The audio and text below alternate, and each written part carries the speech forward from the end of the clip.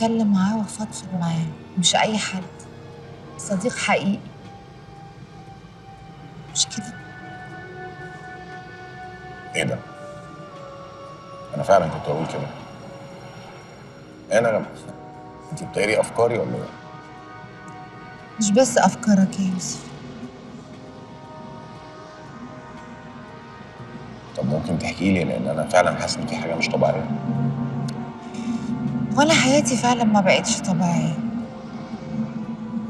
من ساعه الحادثه، وانا كنت طول الوقت بدور على حد افضفض معاه واحكي له اللي بيحصل لي ويفهمني صح ويحس بيا كمان. بس لما شفتك النهارده اكتشفت ان انت البني ادم الوحيد اللي بجد اقدر اتكلم معاه من غير ما ابقى خايفه ولا قلقانه منه. للدرجه دي الموضوع خطير؟ موضوع خطير ومعقد وغريب ملوش اي تفسير. يمكن لما احكي لك دلوقتي تقول ايه الست المجنونه دي. ده هو مش يمكن تقول كده، ده انت اكيد هتقول كده. انا اخر واحد في الدنيا ممكن يقول عليكي كده، انا وانت عارفه ده كويس. لان انا عارف كويس قد ايه انت انسانه عاقله وبتفكري كويس جدا في حياتك. بس اللي بيحصل لي يا يوسف بعيد عن المنطق والعقل، بعيد عن كل ده خالص. طب احكي لي انا، احكي لي، ان انا حاسس فعلا في حاجه غريبه. أنا ماليش دعوة بالسجلات والورق يا بيه. في 1000 طريقة تعرف تجيب اللي أنت عايزه. أنت مش تلميذ. بأقصى تقدير بكرة الصبح الحاجة دي تبقى عندي.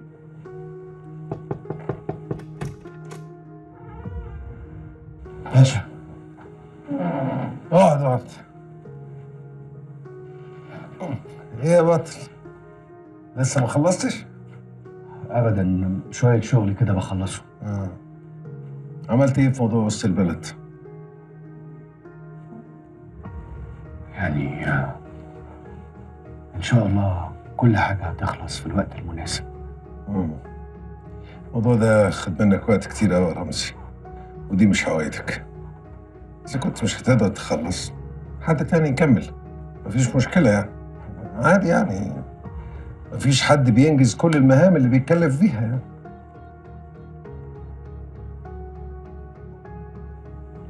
انا تلميذك يا باشا. كلمه مش هقدر دي مش موجوده في قاموسي. رمز استثناء من القاعده. انا اتمنى تفضل استثناء من القاعده دي على طول يا رمزي. تصبح على خير. انت من اهل يا باشا.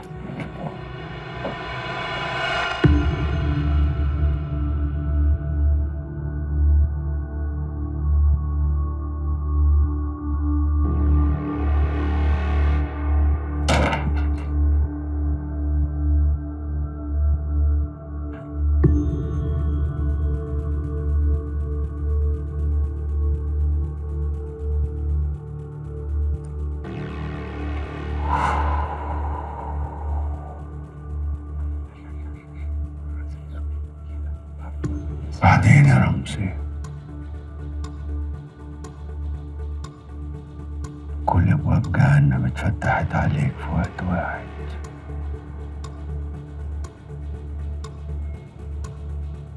هتعمل ايه؟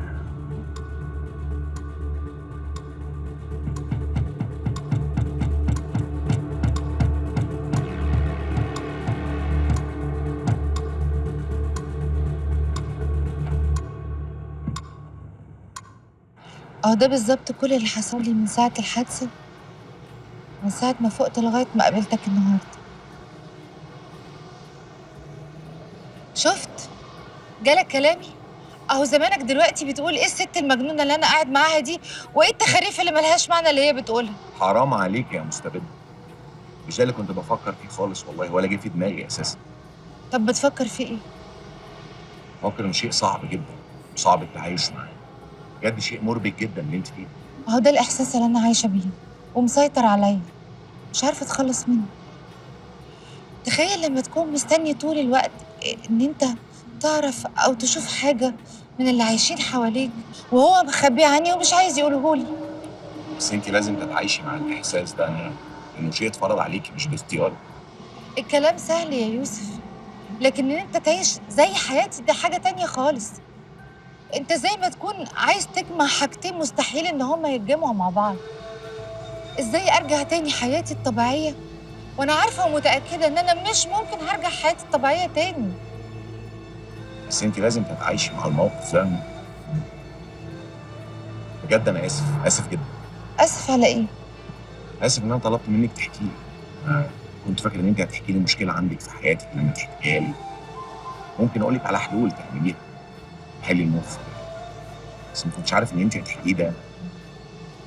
ملوش حل. انا لما حكيت لك على فكرة ما كنتش بدور على حل، انا كنت بدور على حد يشاركني اللي انا عايشة فيه، يشاركني اللي بيدور في دماغي، اللي مش عايز يطلع من دماغي وهيجنني وحاسة ان عقلي هينفجر.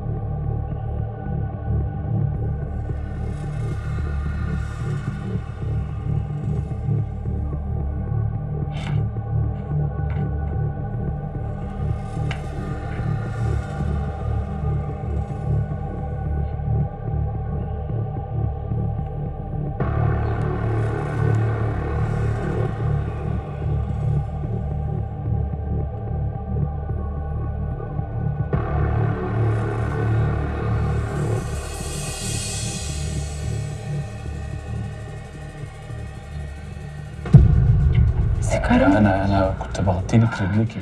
معلش يا اخويا غفلت شوية. انت ايه اللي منيمك النومه دي؟ راحت عليا نوم. ما تخشي تنامي جوه بدل الكنبه هنا. طب عايز حاجة يا سكرة قبل ما اخش انام؟ لا. طب تصبح على خير. وانت من اهل الخير.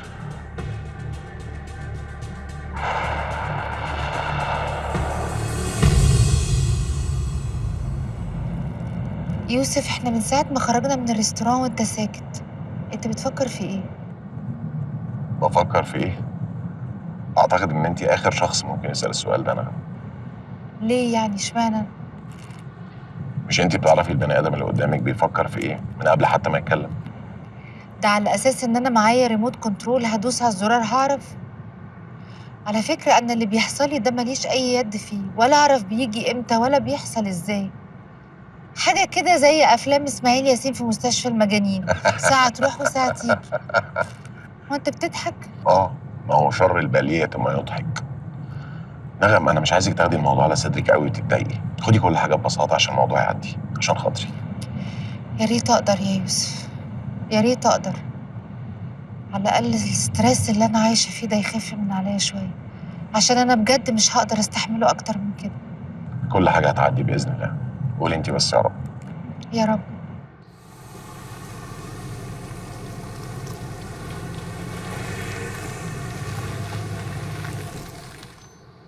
بعد الحادثه اللي حصلت لك انت ودكتوره سلسبيل الله يرحمها، اتكلم مع رئيس قسم الحوادث عندي في الجورنال، وقال لي ان هو شاكك ان الحادثه دي مش قضاء وقدر وراحت. طب وهو ايه اللي يخليه يقول لك كده؟ هو بعد ما عمل سيرش على الانترنت وعرف المكانه العلميه بتاع الدكتوره سلسبيل، عمل سيرش تاني ودور وعرف معلومات كتير عنها، بس للاسف ما وصلش لاي حاجه. بس بعد ما انت كلمتيني يا نغم وعرفتيني المشروع بتاع الدكتوره سلسبيل والناس اللي كانت بتطاردها، انا دلوقتي ابتديت تشك؟ لا، انا اتاكدت ان الحادثه دي مش قضاء وقدر، في حد وراها. أنا كمان كل ما الوقت بيعدي بتتأكد لي الحقيقة دي.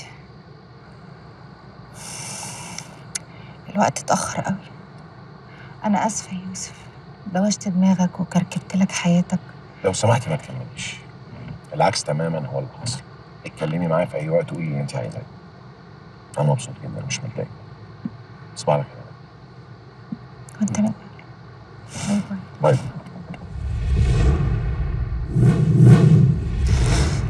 مالك انا في ايه؟ مفيش حاجة، مفيش حاجة. خلي بالك على نفسك يا يوسف. حاضر بس قولي لي مالك في ايه؟ مفيش. مع طيب، السلامة. حاضر. مع السلامة.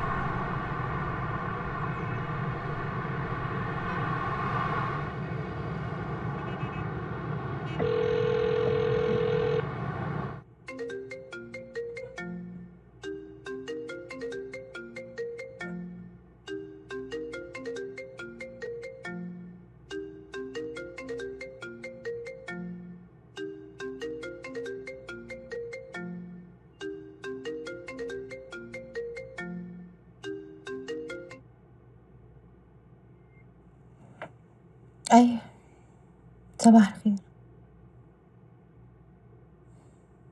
الحمد لله على السلامة.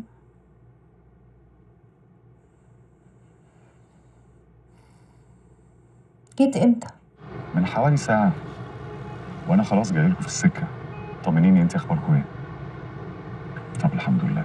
يلا أنا مسافة السكة وأكون عندكم إن شاء الله. تمام، أوكي. يلا توصل بألف سلامة إن شاء الله. باي.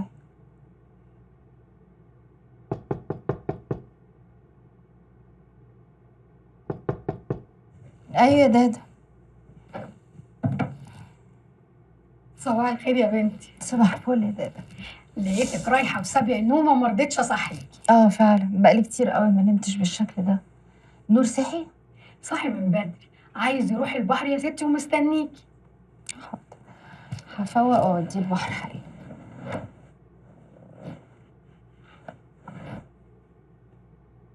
صباح الفل يا ست الكل.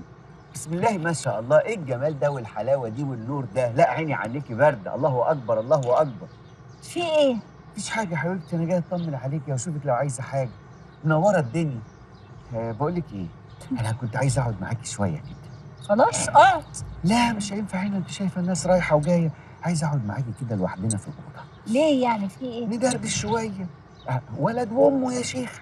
الله ايه المشكله يعني؟ حاضر.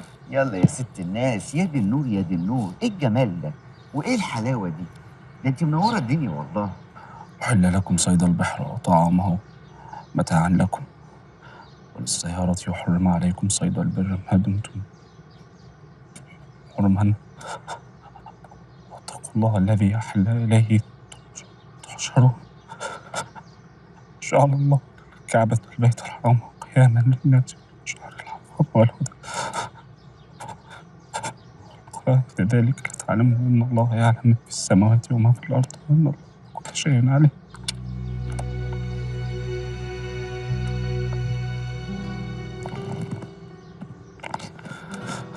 صدق الله العظيم. يا رب اغفر لي، اغفر لي وسامحني يا رب، اغفر لي وسامحني. انا عارف ان انت زعلانه مني وزعلك ده على نين عيني، وانا عايز ارضيكي وجاي النهارده مقرر ان انا ارضيكي باي شكل.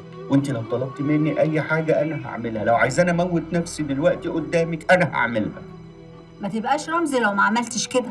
انا ما اجرمتش يا امي ان انا اهتميت بمستقبلي وان انا حطيت عمري كله في شغلي. اي حد عايز ينجح هيعمل كده واكتر من كده مليون مره، وانت ربيتيني على كده. اخلص خالص.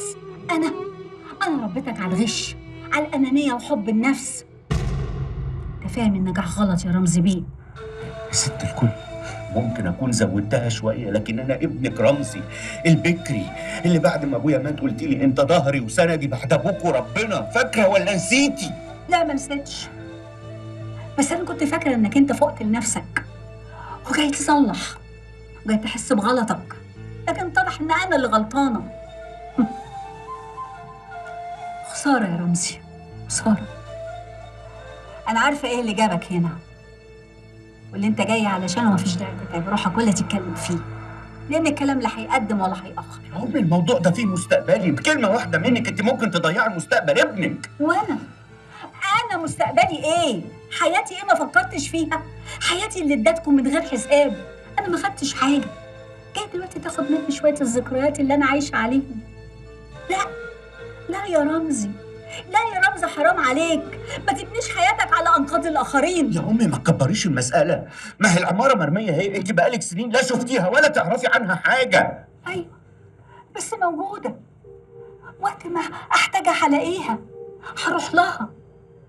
انت فاهم غلط يا ابني، العماره مش شويه حيطان ولا طوب، لا، العماره دي شافت احلى سنين عمري، شافت ذكرياتي مع ابوك الله يرحمه، انتوا كلكم اتربيتوا فيها واتولدتوا فيها وخدتكم في حضني.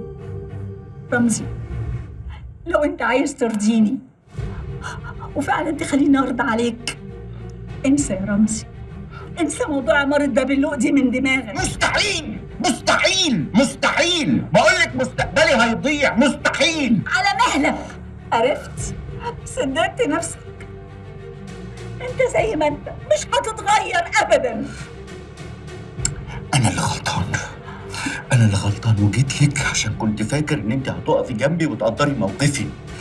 متشكر يا امي، واسف اذا كنت عليت صوتي، وفي الاول وفي الاخر جزمتك فوق دماغي. متشكر، حميسك.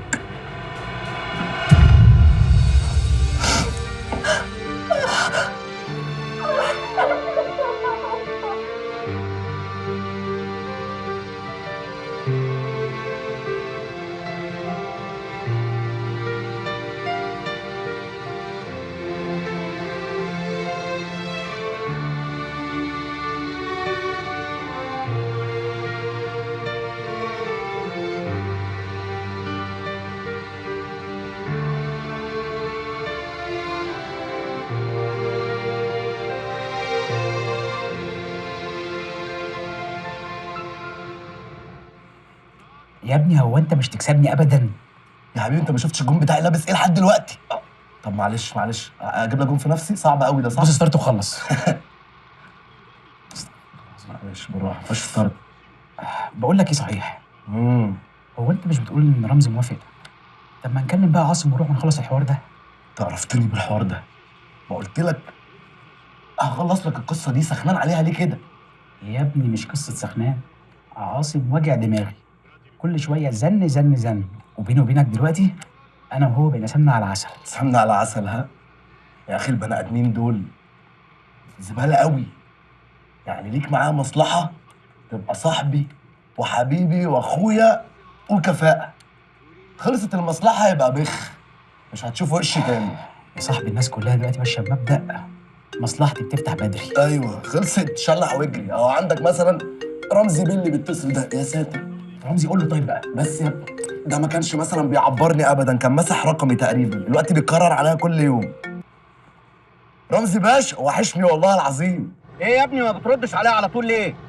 الله، بقول لك ايه، انا عايزك بكره الصبح تخلص موضوع التوكيل ده وتجيبه لي على مكتبي في المجموعه. مالكش دعوه برهب، انا اتفقت معاه على كل حاجه. بطل رغي انت بس وتعملي الموضوع اللي بقولك عليه، ومستنيك بكره. سلام.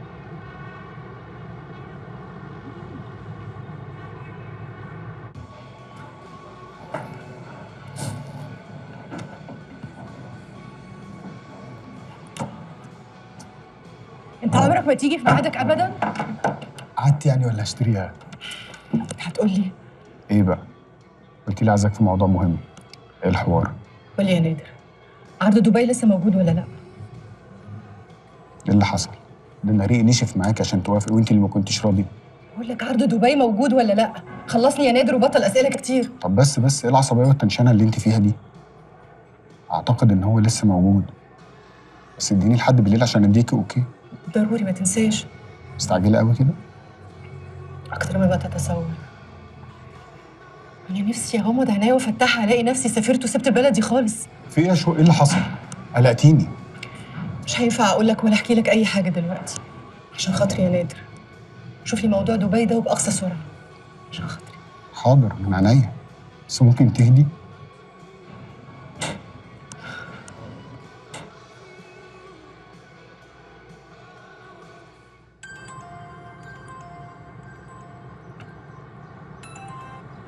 يا حمدي، ايه يا حبيبي؟ ركز في الموضوع اللي قلت لك عليه ده كويس قوي. يا سيدي جاي بكره ان شاء الله، بكره بالكتير. سيب بس كل اللي في ايدك وركز على الموضوع ده. حاضر، هفهمك لما اجي يا حمدي، هفهمك كل حاجه ان شاء الله. ماشي حبيبي، مع السلامه.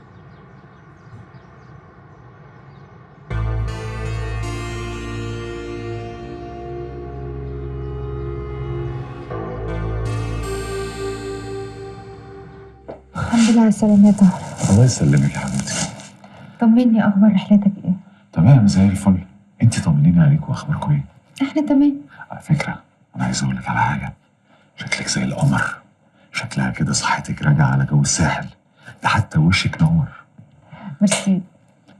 قولي لي نور فين؟ ما قدرش يستنى، طلع يلعب بره على البحر. اكيد طبعا. طب اسبقيني انت وانا هغير هدومي وحصلك. اوكي. بقول لك ايه؟ الله يسلمك. الله يسلمك.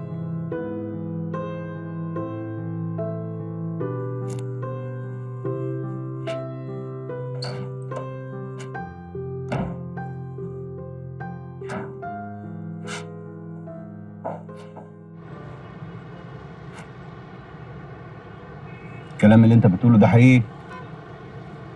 بقول لك ايه، الكلام ده لو مش صح هتطير فيها رقاب، ده مش هزار. طيب تمام، اقفل وهكلمك.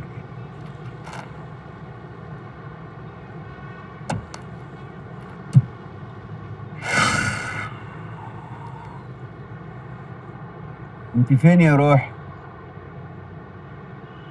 طبعا في جديد عند رمزي، كل دقيقة فيها جديد، كل فينتو ثانية فيها جديد. 10 دقايق و3/4 فينتو ثانية وهكون عندي.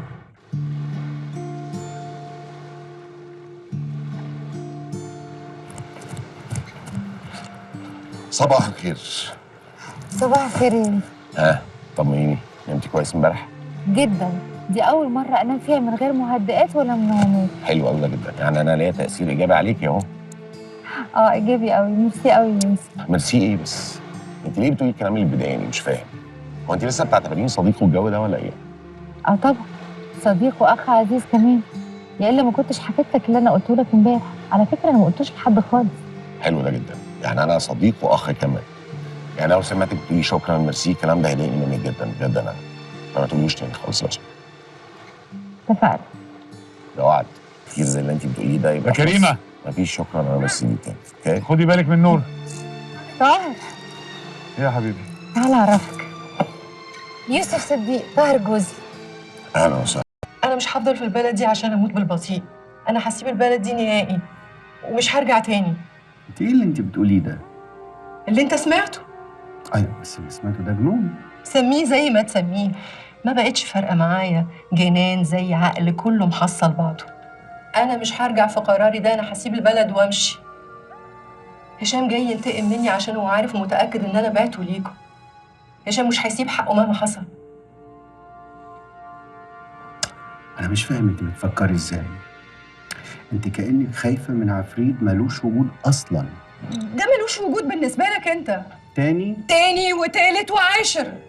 انا مش عايزه اموت، انا عايزه اعيش، ومش هعمل اعتبار لاي حد. وده اخر كلام عندي يا رمزي باشا. الله، رمزي باشا طلع من بقك سكر.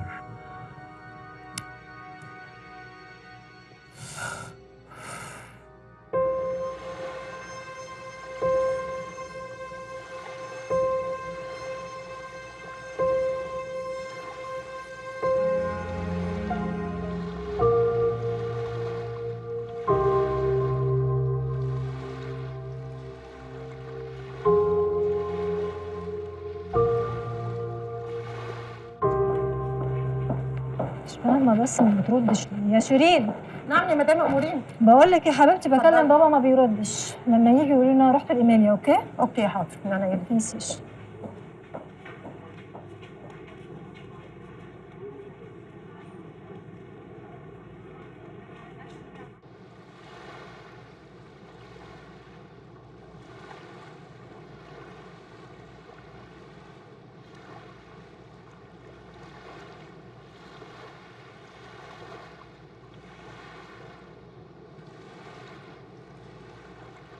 ما قلتليش يعني انك تعرفي يوسف صديق؟ انا ما شفتش يوسف غير مره بعد ما اتخرجنا من الجامعه، وبعدين انا اعرفه من قبل ما اقابلك اساسا. بس باين من كلامك يعني انكم كنتوا قريبين من بعض. جدا. يوسف كان اقرب زميل ليا في الجامعه.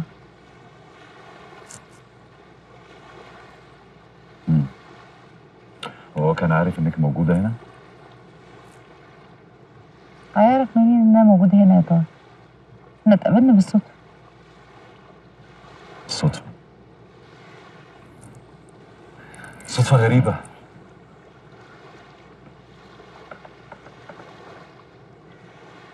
هو في ايه يا طارق؟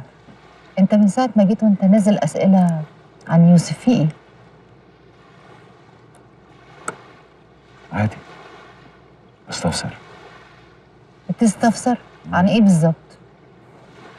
وانت ما تعرفيش ان يوسف ده اكتر اعلامي اخوكي بيكرهه عشان هو اذاه؟ رمزي بيكره يوسف؟ ليه؟ عشان يوسف ده ما وروش اي حاجه غير انه يكتب عن اسماعيل درويش.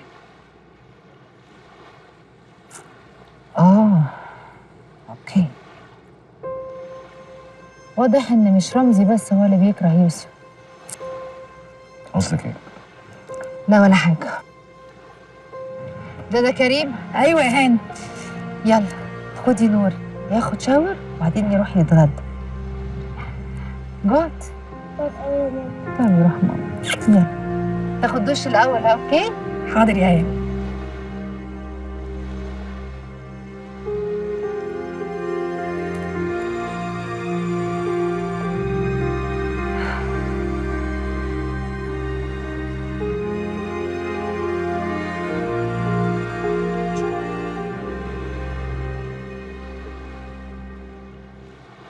وانت ليه بتهربي من سؤالي يا نغم؟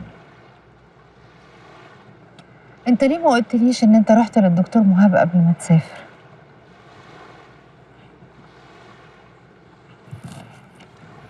على فكره انا رحت بس عشان اطمن عليكي. مطمن؟ ايوه. ليه خبيت علي ان انت عامل خزنه في اوضه مكتبك؟ خزنه في اوضه مكتبي؟ ايوه يا طاهر. في ايه في الخزنه دي مش عايز نعرفه؟ خزنه ايه اللي في اوضه مكتبي؟ انا مش عارف انت بتتكلمي عن ايه. انا شفتها بعيني. انت ازاي تشوفي حاجه اصلا مش موجوده؟ مش موجوده ازاي؟ بقولك انا شفتها بعيني. نغم، انت ليه بتبصي لي كده؟ انا عايزه ارجع مصر دلوقتي. مصر؟ ايوه عايزه انزل مصر دلوقتي يا طاهر. هو احنا لحقنا نيجي عشان نرجع مصر؟ عايزه انزل مصر دلوقتي. طب بالراحه بالراحه، من غير عصبيه. هعمل كل اللي انت عايزاه من غير عصبيه، بس اهدي. في ايه؟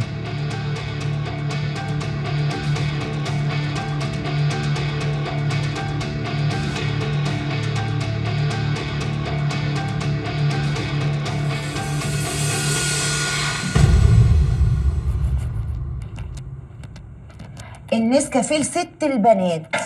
تسلم ايدك يا ماما. قولي لي بقى، ايه اخبار المذاكره؟ تمام الحمد لله. ربنا رزقني بدكتور المشرف على الرساله بتاعتي، راجل ظريف جدا بيحبني قوي وعايز يساعدني باي شكل. ربنا يا بنتي حابب فيكي خلقه ويوقف لك ولاد الحلال. امين يا رب. عارفه يا ماما، انا جه عليا وقت شفت الدنيا كلها سودة.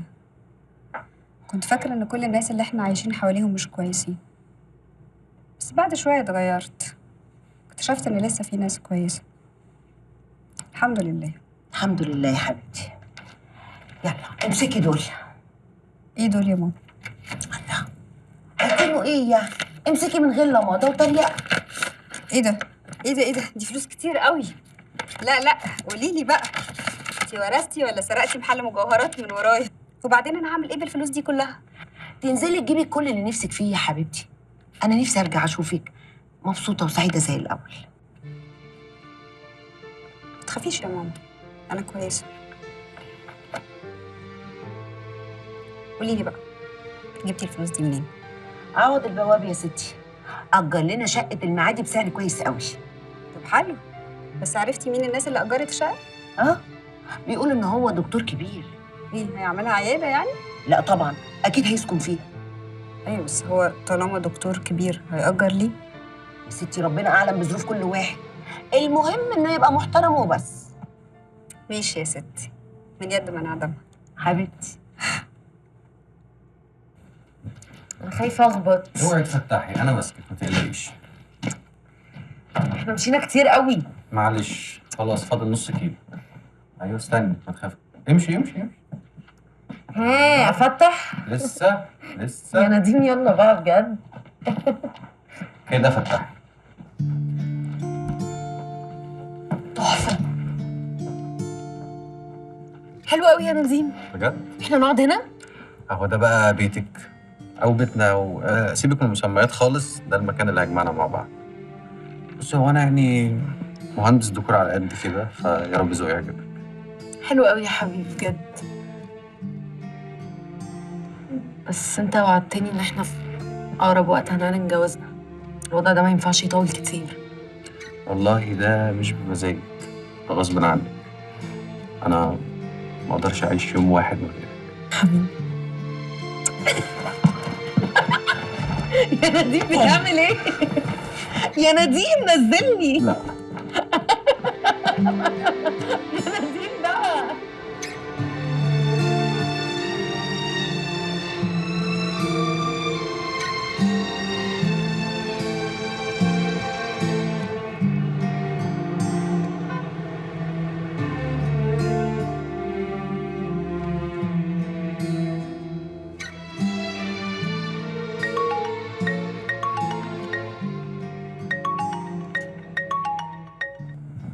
الو يا راجل، ايه المفاجآت دي؟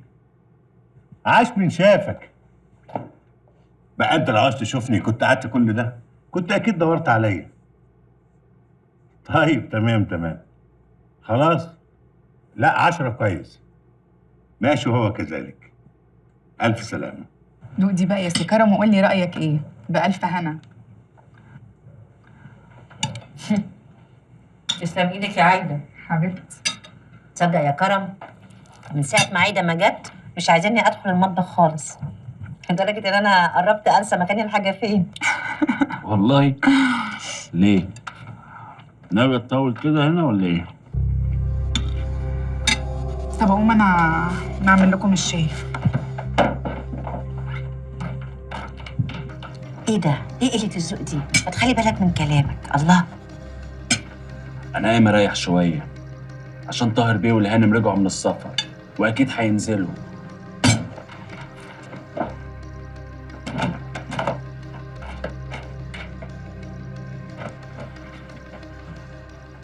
في ايه؟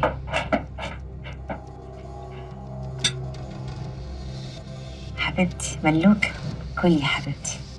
شاطره. عاجبك الاكل؟ طبعا يا ماما. بالهنا والشفا يا حبيبتي. ايوه كده، هو ده الكلام. الله كده انتوا اخواتي وحبايبي بجد. اخواتك وحبايبك بس مش بالبق وبس. ديل ماشي. تصدقوا انتوا الاتنين ازبل من بعض. ازبل من بعض؟ بقينا زباله اول ما قفشت التوكيلات. انا ما احبش اخواتي كده، ما احبهمش يحبوا الفلوس ويكونوا ماديين بالشكل ده. من شابه اخاه فما ظلم يا رمزي باشا. ماشي، انا ما عنديش ازمه. كده كده بزنس از بزنس، وانا اتعلمت كل واكل اللي حواليكم ونصيبكم هيوصل لكم زي ما وعدتكم. طب وبالنسبه للنغم وماما؟ نصيبهم في قلبي، نصيبهم في امان. ماشي يا مان. طب بالنسبه للقصه بتاعتنا دي ايه الكلام؟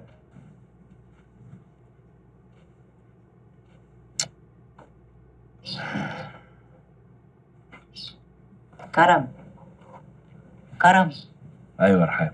انت هنا؟ في ايه مالك؟ متعصب ليه؟ مفيش يا رحاب، وقفلي على اي سهرايه عشان انا مش طايق اي كلمه من اي حد. خلاص خلاص اهدى، ما تعصبش نفسك. ماشي. انا عامله لك الشاي. ماشي يا ست، كتر خيرك.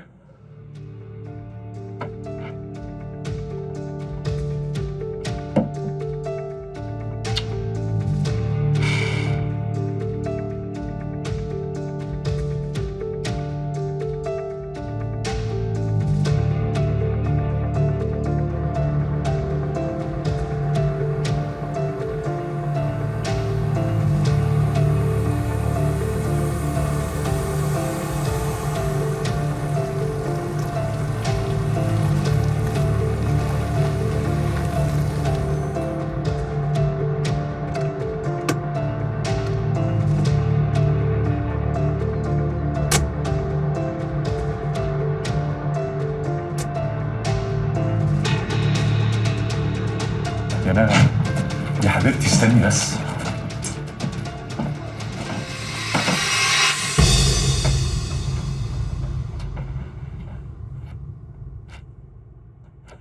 صدقتيني؟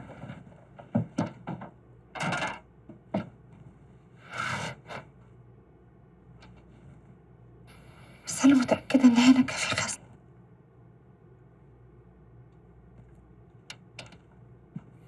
نغم، أنا استحالة أخبي عنك حاجة مهما كانت، أنت لازم تصدقيني.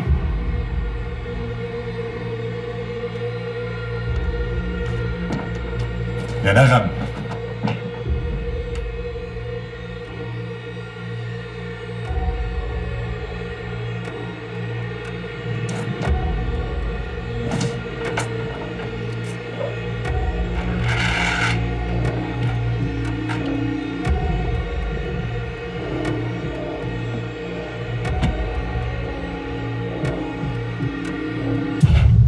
دي قايمه باسماء الدكاتره اللي كانوا مشرفين على رساله الدكتوراه بتاعت الدكتوره سلسبيل. برافو. عرفت تجيب صور ليهم؟ بعضهم لقيت لهم صور في الارشيف، بس في اتنين مش عارف عنهم اي حاجه خالص. طب ليه ما رحتش الجامعه حد يجيب صور؟ وانا ساحر يا ريس؟ بعدين موضوع الجامعه ده مش سهل يعني. بس قول لي، هو انت عرفت حاجه جديده عن موضوع الدكتوره ده؟ تقريبا. طب ما تقول لي. هتعرف كل حاجه في وقتها يا حمدي. بس عايز اقول لك ان الحصه الصحفيه عندك المره دي جت انا همشي بدري النهارده عشان عندي ميعاد مهم جدا بالليل. طب موضوع الجامعه؟ استنى لحد بكره، جايز ما نحتاجلوش. إيه يا نغم، أنت اتجننتي ولا إيه؟ بتهيألي يعني ولا إيه؟ مش فاهمة. إزاي؟ أنا شايفاها بعيني. لا أكيد في حاجة غلط. أنا هتجنن. تمام.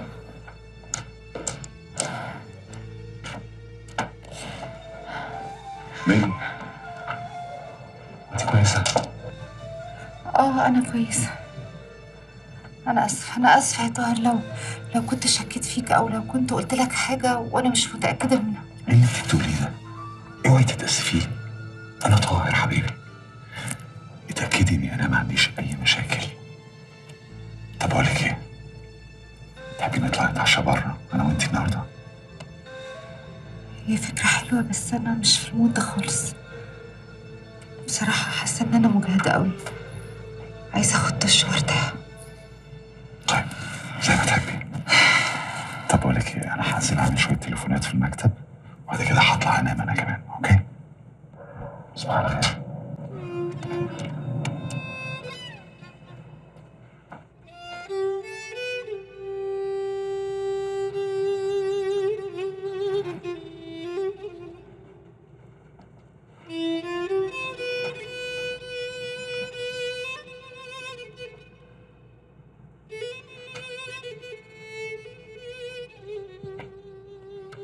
انت فين يا الهام؟ الله، هو انا مش مأكد عليكي ما تتأخريش عند ايميليا؟ يا حبيبي انا ما اتاخرتش ولا حاجه. خلاص ربع ساعه بقى عندك يا حبيبي.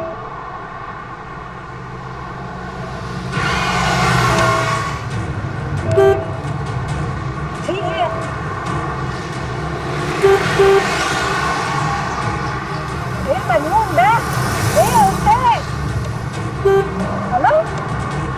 مجنون ده ولا ايه؟ الله الله الله، في ايه يا استاذ؟ ايه؟ اسود، ده مجنون.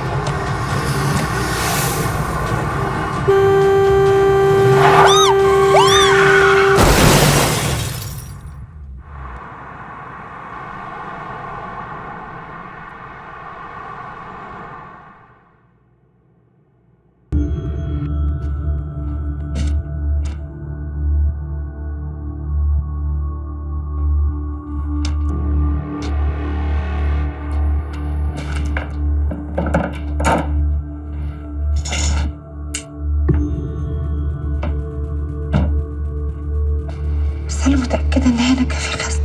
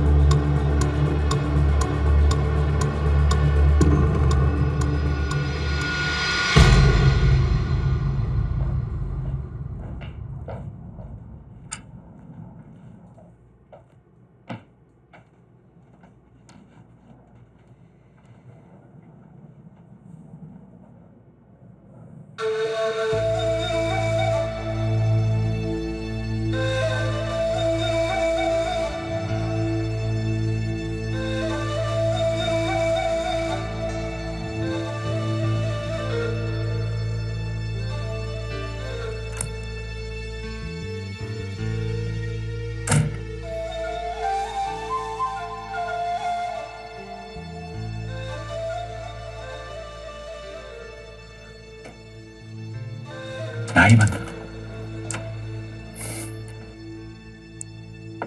بصي بقى، وانا في باريس جبت لك حاجة صغيرة، بس الصراحة لما شفتها حسيت انها معمولة لأجمل وأرق وأحلى ست في الدنيا. نغم حبيبتي، استني بقى عشان علموني ازاي اعمل البتاع ده. ايه رايك؟ ميرسي. ميرسي. انت مالك بتقوليها زي ما تكوني بتعزيني؟ بعد الشر. الله، وانت بتخافي عليا؟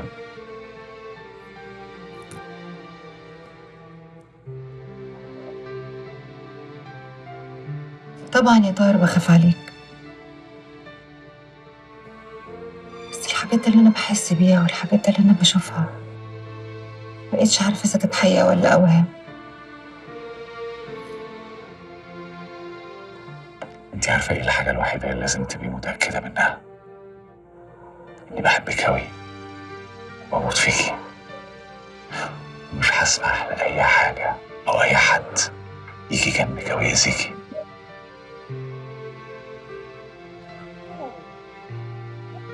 ربنا يخليك لي. أنا آسفة، آسفة إني شكيت فيك. يا حبيبتي ما تتأسفيش، أنا استحالة أزعل منك. بجد؟ أيوة طبعا بجد. حبيبتي اللي بيحب حد عمره ما يقدر يزعل منه. وأنا مش بس بحبك، أنا بموت فيكي. يا أحلى واحدة في الدنيا.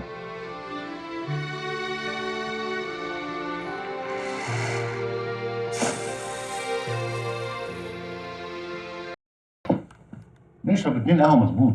اللي تشوف. 2 قهوة مظبوط من فضلك. شكرا جدا. موضوع إيه يا سيدي؟ الموضوع يا دكتور انا جاي لك فيه بصراحه موضوع الحاسه السادسه. الحاسة السادسة؟ ده إيه، هتعمل عنه مقال في الجورنال ولا إيه؟ لا مش بالظبط كده يا دكتور، بس هو انا عندي شويه معلومات كده وقاري عنه، فما اعرفش المعلومات اللي عندي غلط ولا حقيقيه، فجاي اتاكد منك. بس هل الحاسه السادسه دي هي شعوذه وخرافات ولا حقيقه؟ دي حقيقة علمية لا تقبل الجدل أو الشك. طبعا. تمام. والعلم الحديث أكد على الموضوع ده. ده علم مكتشف من تقريبا 130 سنة. بس انا كل المعلومات اللي عندي يا دكتور ان العلم اتكلم عن الموضوع ده بالذات من سنين قريبه، مش من زمان او ولا حاجه. لا، كظاهرة رصدها من فترة طويلة. أنا هقول لك على حاجة. اتفضل. فاكر موضوع سيدنا عمر بن الخطاب لما كان واقف على المنبر في المدينة وقال يا سارية الجبل الجبل؟ طبعا. يعني هو في المدينة بيتكلم قائد الجيوش وهو على بعد أميال طويلة منه. أو ده نوع من أنواع توارد الخواطر. طبعا عارف الموضوع ده كويس جدا، بس انا عمري ما فكرت فيه بصراحه بالشكل ده خالص. حاجة تانية زي زرقاء اليمامة، الناس كانت فاكرة إنها ممكن تشوف العدو على بعد مسيرة 3 أيام وهو بيستعد للهجوم عليهم، لكن الحقيقة ما كانش كده. هي ما كانتش بتشوفه ولا حاجة، لكن كان عندها إحساس، عين داخلية بتقول لها إن العدو هيهجم في الوقت ده. يعني كل الناس فاهمه ان هي نظرها قوي وان هي بتشوف العدو، ده معلومات مغلوطه مش صحيحه. تمام. يعني انا افهم من حضرتك يا دكتور دلوقتي ان الناس اللي عندها المقدره دي بيبقى انسان غير طبيعي، مش بشر يعني ولا ايه؟ لا، هو بشر في الآخر، لكن عنده ملكات خاصة. أنا هضرب لك مثل تاني. اتفضل. أنت ممكن يكون ليك واحد من أصدقائك ما شفتوش بقالك سنين، تفكر فيه، في اللحظة دي نفسها تلاقيه بيتصل بيك بالتليفون. بيحصل فعلا. أيوه، مكان بتدخله لأول مرة، ورغم كده بتحس إنك دخلته قبل كده وعارف كل تفاصيله. كل دي ظواهر للحاسة السادسة. افهم من كلام حضرتك كده ان احنا كلنا كبشر عندنا نوع من انواع الحاسه السادسه، بس بتختلف القدرات من شخص لاخر. طب ايه اللي بيفرق بين البني ادم الطبيعي والانسان اللي عنده قدرات خاصه فعلا؟ بشكل مؤكد وعلمي ما اقدرش اجاوبك، لان العلم لسه ما لقاش تفسير للظاهره دي.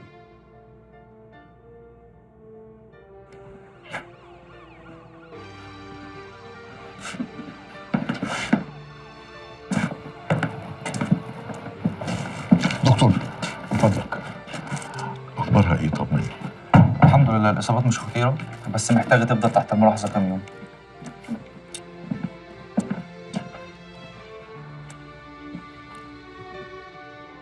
يا رب. طبعا مفيش غير اختي حبيبتي هي اللي هتقف جنبي وتساعدني في الموضوع ده. أساعدك في أي موضوع يا رمزي؟ أنت مش عارف رأي ماما في الموضوع ده؟ انا مش مهم عندي رأي ماما دلوقتي، انا اهم حاجة عندي رأي اختي حبيبتي اللي هو انتي. بس أنا بقى رأيي من رأي ماما، وماما مش هتغير رأيها، وما عندناش رأي تاني. أنا بس اللي مستغربة له ليه الموضوع ده بالذات طلع في نافوخك دلوقتي؟ ابدا، موضوع بسيط خالص، حاجة كنا رامينها من ورا ظهرنا وبتجيب لنا شوية ملاليم، فجأة هتجيب لنا ملايين وتخلينا نقب على وش الدنيا. فقلت وفيها ايه يعني لما استفيد بيها انا واخواتي؟ يا حبيبي يا رمزي، طول عمرك أمير وحنين، ودايما طول الوقت بتفكر في اخواتك ومصلحتهم. انت بتتريقي على كلامي. أعمل لك إيه؟ ما انت فاكرني عيالة صغيرة ودق عصافير هنا عشان اصدق ان انت صحيت الصبح فجأة كده بتفكر في اخواتك ومصلحتهم. طيب يا ستي، انت مش دقة عصافير وانا هجيب لك من الاخر. يا ريت. في واحد مهم عنده شركة مقاولات عايز يفتح في المنطقة اللي فيها العمارة مول كبير أوي، وعرف إن العمارة دي تخصنا وعرض إنه يشتريها ونطلب اللي إحنا عايزينه وهيدفعه. فقلت ليه لأ؟ يبقى منه بزنس ومنه إن أنا وإخواتي نستفيد. هو انت يا رمزي كل حياتك مصلحة وبزنس؟ مفيش اي اعتبارات تانية عندك خالص في حياتك؟ نغم والنبي يا شيخة بلاش الكلام اللي انت بتسمعيه تقعدي تردديه ده عمال على بطال. خليكي عملية مرة واحدة في حياتك، الكلام ده ملوش لازمة. اللي ملوش لازمة عند سعادتك ده له لازمة عند ناس كتير قوي تقدره وتفهم فيه. انت ليه محسساني ان انا الشيطان الوحيد اللي في وسطكم كلكم ملايكه بجناحه يعني؟ يا سيدي احنا ولا ملايكة ولا انت شيطان، بس انت مش واخد بالك من حاجة مهمة قوي احنا واخدين بالنا منها. ايه؟ خير يعني ان شاء الله. ايه هي؟ ان المكان ده ماما عاشت كل حياتها فيه، كل ذكرياتها فيه، المكان ده هي روحها فيه يا اخي. يا ستي على راسي وعلى عيني ويا سلام، وايه الجمال ده كله؟ ماشي، بس تعالي نفترض مثلا ان العماره دي صحينا في يوم لقيناها كوم تراب، هنعمل ايه بقى؟ هنقعد نولول جنبها؟ لما نشوفها قدامنا كده كوم تراب هنبقى نفكر في حل تاني، لكن طول ما هي كده يبقى الحال كما هو عليه، وتخلع الموضوع ده من دماغك خالص يا رمزي. سارة أختي حبيبتي اللي كنت متخيل إنها هتقف جنبي وتساعدني وتقنع ماما ما تعملش كده. خسارة. بقول لك ايه، لا انا مقتنعه ولا ماما مقتنعه، عشان كده انسى الموضوع ده يا رمزي. طب انا جات لي فكره حلوه قوي. ايه رايك تركني موضوع ماما ده على جنب وانت تعملي لي توكيل وانا هتصرف؟ هتتصرف هتعمل ايه؟ ما تقلقيش بقى خالص، اعملي انت التوكيل وانا هتصرف فيها بطريقتي يعني. تجننت يا رمزي ولا جرى لعقلك حاجه؟ وبعدين ما تهيأليش يا اخي ان انت حياتك والبزنس بتاعك كله متوقف على القرشين اللي هيطلعوا لك من العماره، ولا حياتنا احنا كمان. خلاص بقى يا رمزي انسى الموضوع ده، ونصيحه مني ليك، لو في لسه شعره بينك وبين ماما ما تبقاش انت اللي بتقطعها. واضح ان الموضوع مش مهم بالنسبه لك، بس انا هفضل مكمل في الموضوع ده، واديني بقول عشان ما حدش يلومني بعد كده على اي حاجه بعملها. ومن الاخر انا معايا توكيل رامي ورهب، وعايز التوكيل بتاعك معايا. يا ريت تفكري تحاولي تحسبيها صح مره واحده في حياتك.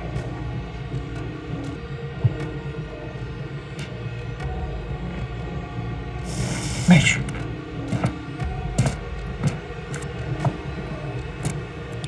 فكري.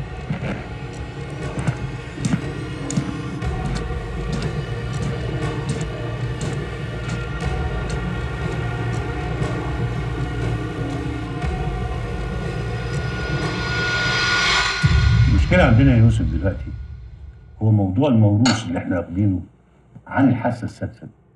الناس لا يمكن تصدق ان في شخص خارق للعادة او عنده ملكات خاصة. لا، دايما تقول لك عليه ده مجنون او مبروك او صاحب كرامات، حاجات كلها توصيفات، المهم ان هي تربطه بالخرافات والخزعبلات دي. عندك حق يا دكتور، بيحصل فعلا. وعندنا بقى مشكلة اكبر. ايه هي بقى المشكلة دي؟ مشكلة الشخص اللي عنده الحاسة دي بيبقى حاسس طول الوقت كأنه ماشي في حقل ألغام، ممكن لغم ينفجر في وشه في أي لحظة. عشان كده بتلاقي أعصابه دايما مشدودة وبيدمر حياته بالشكل ده. دي أكبر مشكلة الحقيقة.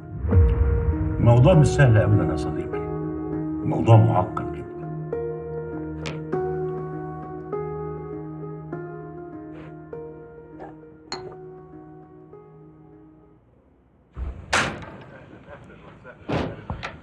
السلام عليكم. وعليكم السلام ورحمة الله وبركاته. ايه يا كرم اتأخرت كده ليه؟ مفيش، كان عندي شوية شغل. تحب اعمل لك عشاء؟ لا، اكلت سندوتشات بره.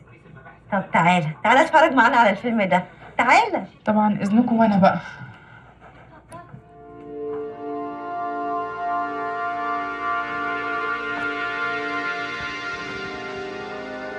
هتيجي يا كرم واقف ليه؟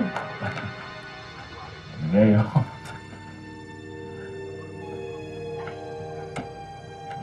الحمد لله على السلامه. الله يسلمك.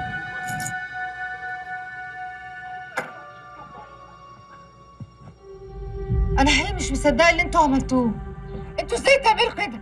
ازاي تعملوا كده؟ في انا مالك بتكلمينا يعني كاننا اجرامنا؟ ايوه اجرمت يا باشمهندسه. اللي عملتوه في حق ماما ده اجرام.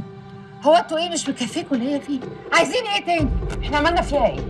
ما هي اللي اختارت وقررت، وبعدين قبل ما تحاسبينا روحي حاسبي نفسك. ما انت كنتي على طول جنبها، فجأة سبتيها وسبتينا ورحتي اتجوزتي، فوالنبي ما تعمليش محكمة وتطلعينا شياطين. انا بعترف ان انا غلطت. ويمكن كمان متحمله الجزء الاكبر من الحاله اللي ماما فيها دلوقتي. بس يعني بدل ما نصلح رايحين نزود. ايوه يعني احنا لو ما عملناش كده ماما هترجع. يا اخي على الاقل يبقى في خيط بيننا وبينها يربطنا بيها. لكن الهباب اللي انتوا هببتوه ده هيضيع اي ارتباط بيها. ما توهميش نفسك يا نغم، لان ماما مش هترجع تاني مهما حصل. وبعدين على فكره احنا عارفين احنا بنعمل ايه وعارفين مصلحتنا فين. واللي انتوا عملتوه ده بقى في مصلحتكم. طبعا. ياه، للدرجه دي رمزي عرف يعمل لكم غسيل مخ ويلعب بيكم؟ حاسبي بس على الكلام اللي بيقع منك يا نغم. احنا مش عيال صغير عشان يحركنا زي اللعب. احنا عارفين احنا بنعمل ايه كويس قوي. لا واضح ان انتوا عارفين انتوا بتعملوا ايه كويس قوي. انا حقيقي مش مصدقه ان الجشع والطمع ملأ قلوبكم وعينيكم لدرجه ان انتوا ما بقيتوش شايفين غير نفسكم بس.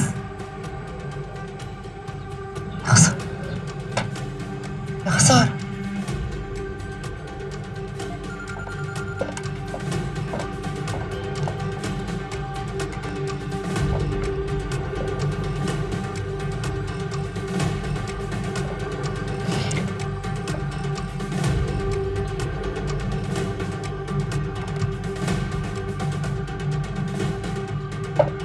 تيجي ناكل؟ خير يا طاهر، جايبني على ملا وشي ليه؟ وانت فعلا مش عارف انا جايبك ليه؟ ايه الهباب اللي انت هببته ده؟ طاهر watch your language. حاضر يا قلبي. I'm gonna watch my language. Thank you. انا عايز افهم حاجه، وانت هتفضل كده لغايه امتى؟ عندي متهور. بص يا طاهر، نغم هي اللي مقفرة، ودي مراتك وانت عارفها كويس. عادتها يعني ولا هتشتريها؟ انا عارف مراتي وانت عارفها كويس قوي كمان، وعارف طباعها. يبقى ليه تطلب حاجه انت عارف نهايتها هتبقى عامله ازاي؟ طب خلاص، ايه رأيك انت تكلمها؟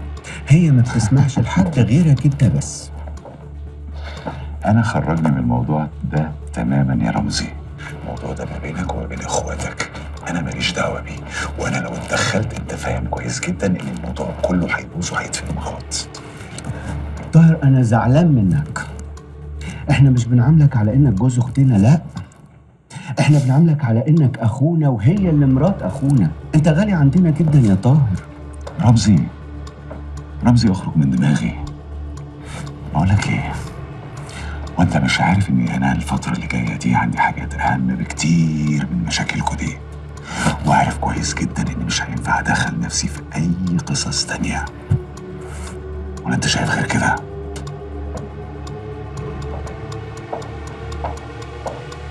انا شايف اللي جاي حياة او موت.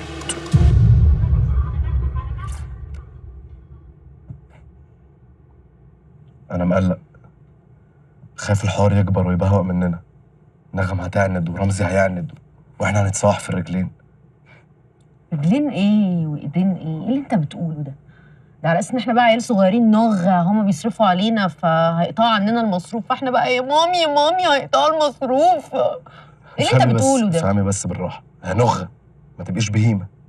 دلوقتي باللي احنا عاملينه ده اكيد نغم وماما هيزعلوا مننا، ولو عملنا اللي هم عايزينه ووقفنا في صفهم رمزي هيزعل، وانت عارفه رمزي لما يزعل. فاحنا كده في الحالتين مضطرين نرضي حد ونزعل التاني، هنقسم فرق ونلعب ضد بعض. بقول لك ايه، ما تفكك من كل الكلام ده وخلينا في مصلحتنا احسن. ايه مصلحتنا؟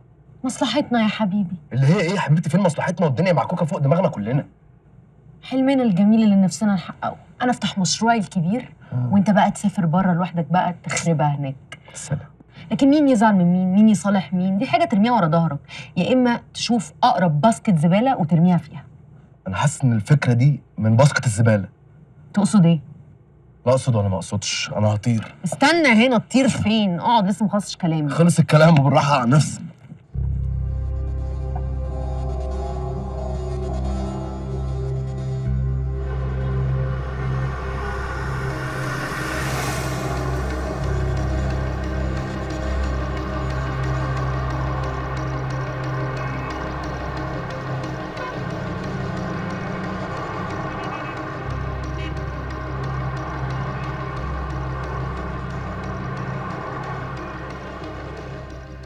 انت متاكد من اللي انت بتقوله؟ عيب عليكي بقى، العقد هيوصلني بكره الصبح على الميل. طب تمام.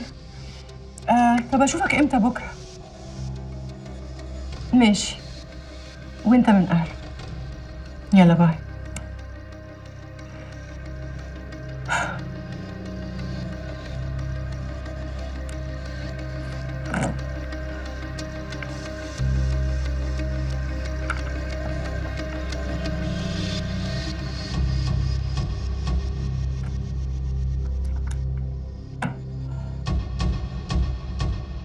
يا حبيبتي اهدي عشان نعرف نتكلم. هما خلوا فيا عقل، بس العيب مش عليهم، العيب على البيه اللي بدل ما يبقى أول واحد واقف جنب أمه هيخسرها عمره كله. وانت تفتكري ان عصبيتك دي هتحل اي حاجه؟ او هتخليهم يتراجعوا على اللي هم عايزين يعملوه؟ ما هو يا طاهر لازم يبقى في حل، أنا مش ممكن أسمح لهم يعملوا اللي هم عايزين يعملوه ده. يا حبيبتي ماشي، بس اخواتك كبروا خلاص وكلامك مش هيأثر فيهم. وما ينفعش برضه يفضلوا مصممين على اللي في دماغهم، عشان ساعتها أنا هعيد الدنيا فوق دماغهم. انت كده هتخسري اخواتك، مش هينفع.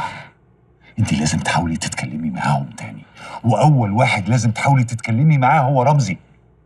يا طاهر هو أنت لسه هتعرف رمزي؟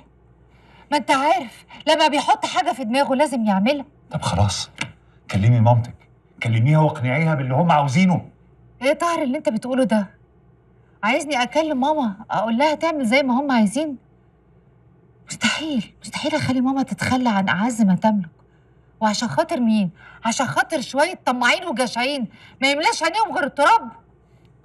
طب ممكن تهدي بس، اهدي وصدقيني كل حاجه هتتحل.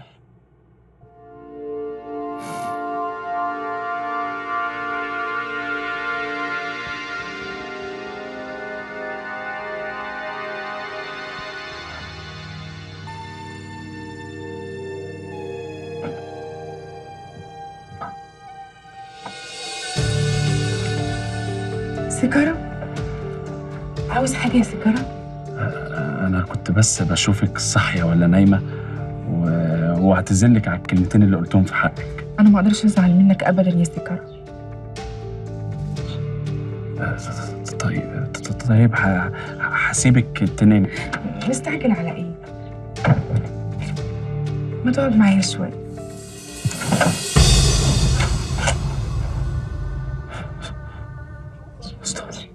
استغفر الله العظيم يا رب، استغفر الله العظيم. كرم في ايه يا اخويا؟ مالك؟ لا يا رحاب، ما فيش حاجه. نام انت حبيبتي. انت كويس؟ طب يا اخويا نام واستهدى، نام يا كرم.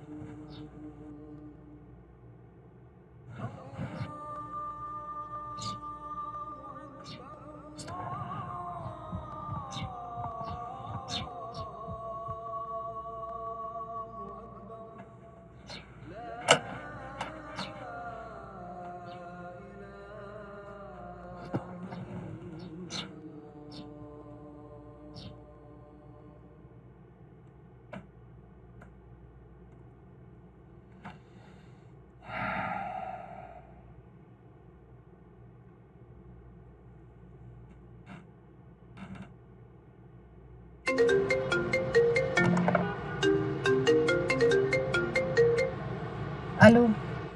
اي يوسف، ازيك؟ اخبارك ايه؟ ايوه انا جامد ازيك. هو انا ممكن اشوفك النهارده؟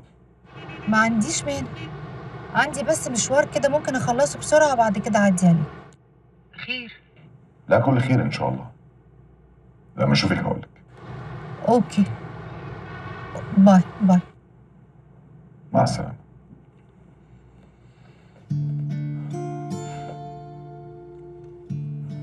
عرفتي ليه أنا سبتكم واخترت أكمل بقية عمري هنا؟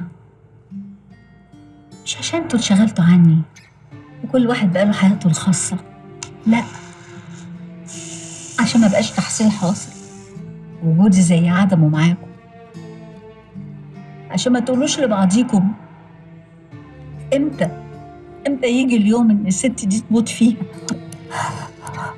وتبعد عننا عشان العبء اللي بقى عليكم. بعد الشر عليك يا ماما، ما تقوليش كده. لا عاش ولا كان حد فينا ممكن يفكر كده ابدا، واللي بتقوليه ده عمره ما كان هيحصل. واللي بيعملوه اخواتك ده يا بنتي سميه ايه؟ يا ماما، وحشتني كلمة بنتي منك، بتغسلني وبتفوقني. ربنا يخليكي ليا يا حبيبتي، وافضل دايما اسمعها منك كده على طول. بس ما تخافيش، انا مش ممكن اسمح باي حاجه تحصل لك او اي حاجه من اللي هم عايزين يعملوها دي، انا مش ممكن اسمح بيها. لا يا حبيبتي، انا لا عشت ولا اكون ان اشوفكم في يوم واقعين مع بعض وبتاكلوا في بعض. خدي، خلي ده معاكي. ايه ده؟ ده توكيل العماره، اديه لاخوكي. لا يا ماما، انا مش ممكن اوافق على حاجه زي كده حتى لو انت وافقتي. يا حبيبتي عارفه انك انت الوحيده اللي مش عايزه ده يحصل، لكن ما ينفعش يا ضنايا. الناس تقول ايه؟ تاكل في وشي؟ الله، اقعد اربي واكبر واعلم وفي الاخر تبقوا زي الديابه تاكلوا ببعض. لا يا قلبي، اديله التوكيل ده، اديهوله ياك يشبع.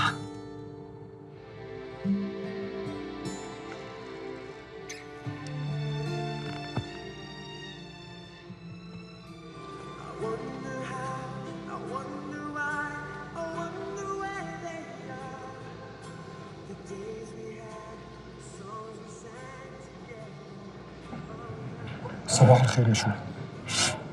ما ترحمني بقى، هو انت مش محدد الميعاد ولا ايه؟ انت اتاخرت ليه؟ انت مش هتبطل العاده دي اصلا ولا ايه؟ انا ما كنتش راجع اصلا ليه؟ خير ان شاء الله. مش عارف. سويتي، هو انت ضارب حاجه كده على الصبح ولا ما فوقتش ولا ايه نظامك؟ انا نفسي مش عارف ارد عليك اقول لك ايه. طب ما تتكلم بقى، قول فيه ايه؟ النهارده الصبح بفتح الميل عشان اطبع العقد زي ما اتفقنا امبارح، لقيتهم باعتين مسج بيعتذروا فيها وبيقولوا ان هم مش هيبعتوا العقد. طب ليه؟ ما هو ده اللي هيجنني. اتصلت بيهم عشان افهم سبب الرفض، لقيتهم بيقولوا شويه كلام اهبل كده ملوش اي معنى اساسا. ازاي؟ مش انت قلت انهم مرحبين جدا وموافقين؟ جدا جدا. طب ايه اللي قلب الدنيا في الكام ساعه اللي فاتوا دول؟ مش عارف. لا ده تهريج بقى، الناس دي مش محترمه ومش محترفين، ازاي يغيروا كلمتهم كده؟ بالعكس، الناس دي من اكتر الناس اللي كلمتهم موثوق فيها 100% كمان. لا واضح جدا. والله العظيم بجد يا شو، الناس دي انا بتعامل معاهم من سنين، بس اللي حصل ده في حاجه مش مفهومه، في حلقه ناقصه. انا بحاول اعرف سبب الرفض، مش راكبه معايا. انت لو شفتيهم وهم بيتكلموا معايا امبارح وقد ايه هم مرحبين ما كنتيش هتسمع. مشيت من عندها يا خالو وحاسه وهي بتديني التوكيل انها بتديني حته من قلبها. انا عارف يا نغم من غير ما تقولي. طب عشان خاطري يا خالو، عشان خاطري حاول تقنع رمزي انه يرجع في اللي هو عايز يعمله. انت اكتر واحد هو بيسمع كلامه وبيتاثر بكلامك وبيقتنع بيه.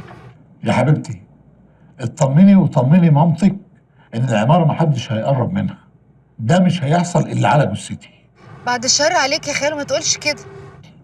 ما تقلقيش على خالك يا حبيبتي. طب المهم يعني انت اقنعته بالكلام ده؟ بقول لك ايه يا نغم، رمزي مش لسه العيل الصغير اللي في الثانوي اللي كل ما يعوز حاجه يلجأ لي عشان اقنع مامته. لا، ده رمزي بقى رمزي باشا، كبر، لازم يقول والكل يقول امين. انا حقيقي مذهوله والله يا خالو، مذهوله. اخر حاجه كنت اتوقعها ان رمزي يعمل حاجه زي كده. انت شكلك لسه شايفه رمز اخوك الصغير، مش قادره تشوفيه دلوقتي بقى ايه. طب لما انت بتقول انه مش مقتنع، امال ازاي بتقول مش هخليه يعمل اللي هو عايزه؟ يا حبيبتي خالك ليه طرقه الخاصه، انا مش عايزك تقولي لرمزي ان ماما عملت له التوكيل. تمام، انا مش هقول حاجه، بس ممكن تفهمني؟ ريحني بس يا خالو، اعمل معروف. انا مش ناقصه قلق، انا خلاص اللي فيا مكفيني وخلاص ما بقتش قادره استحمل من كتر القلق اللي انا عايشه فيه. عشان كده حبيبتي انا مش عايز اشيلك اكتر من اللي انت فيه. اطمني يا نغم وما تقلقيش خالص. مقلقش ازاي بس يا خالو؟ مقلقش ازاي؟ ده انا والقلق بقينا 2 توأم، 2 صحاب ما بنفرقش بعض ابدا. يا عمي بقول لك اني كان عندي شغل كنت مسافر، طب اعمل ايه؟ كلمته اول ما قفلت معايا بالظبط. حبيبي هو مستنيك بكره الساعه 4:30 بعد الظهر. انا اديتك العنوان المره اللي فاتت. طيب حلو قوي، بس بقول لك ايه، تروح تمضي على عقود وتمشي، ما تكترش في الكلام وتبوظ الموضوع، اتفقنا؟ حاضر يا ولد اخوي، مش هنتكلموا معاه في ايده حاجه. حاضر، مع السلامه. مع السلامه. قال لك عند الكلب حاجه. قال لك ايه يا ابوي؟ هنروحوا له المكتب بكره عشان نمضي العقود. الراجل مستنينا الساعه 4 العصر. يا ما انت كريم يا رب، غمه وانزاحت. يا ما انت كريم يا رب. الف مبروك يا ابوي. يا خوفي يا شحاته، قلبي بيقول لي ان ده فخ ومنصب لنا واحنا بنرمحه له بالمشوار. صلي على النبي في قلبك كده يا ابوي. عليه الصلاه والسلام. وما تخليش الوساوس تلعب بيك والشيطان يضحك عليك. طاهر ده ربنا بعته لنا من السماء عشان ينجدنا من الغرقه السوداء اللي كنا واقعين فيها دي. يا خبر النهارده بفلوس، بكره يبقى ببلاش. وهنشوف صوت طاهر ده هينجدنا ولا هيغرقنا. ربنا يسترها يا ابوي. يا رب يا رب. انا قلت مقابلتنا في الساحل عامله زي الاتنين اتقابلوا في ترانزيت وكل واحد ركب طيارته ومشي ومش هشوفك تاني.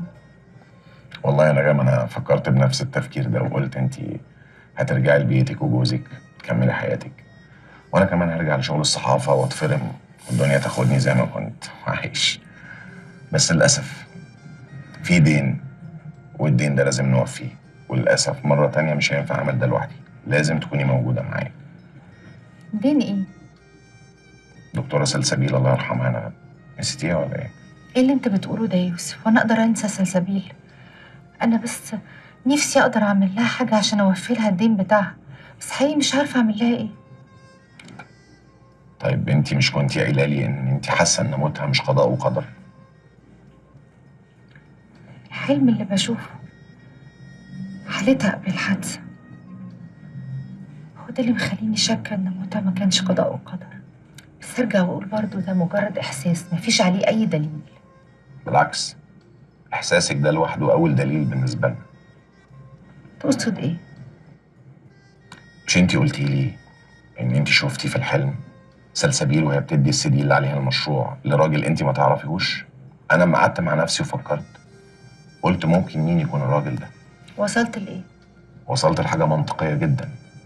دكتوره سلسبيل اكيد مش هتدي المشروع بتاعها كده لاي حد وخلاص، لازم تكون مديها لحد بتثق فيه وثقه عمياء كمان. فاكيد حد زميل ليها بتثق فيه قوي، ممكن يكون دكتور عندها في الجامعه، ممكن يكون الدكتور نفسه اللي كان بيشرف على رساله الدكتوراه بتاعتها. على فكره ممكن جدا اللي انت بتقوله ده. طيب شوفي الناس دي وقولي لي، فيهم الراجل اللي انت شفتيه مع سلسبيل في الحلم ده ولا لا؟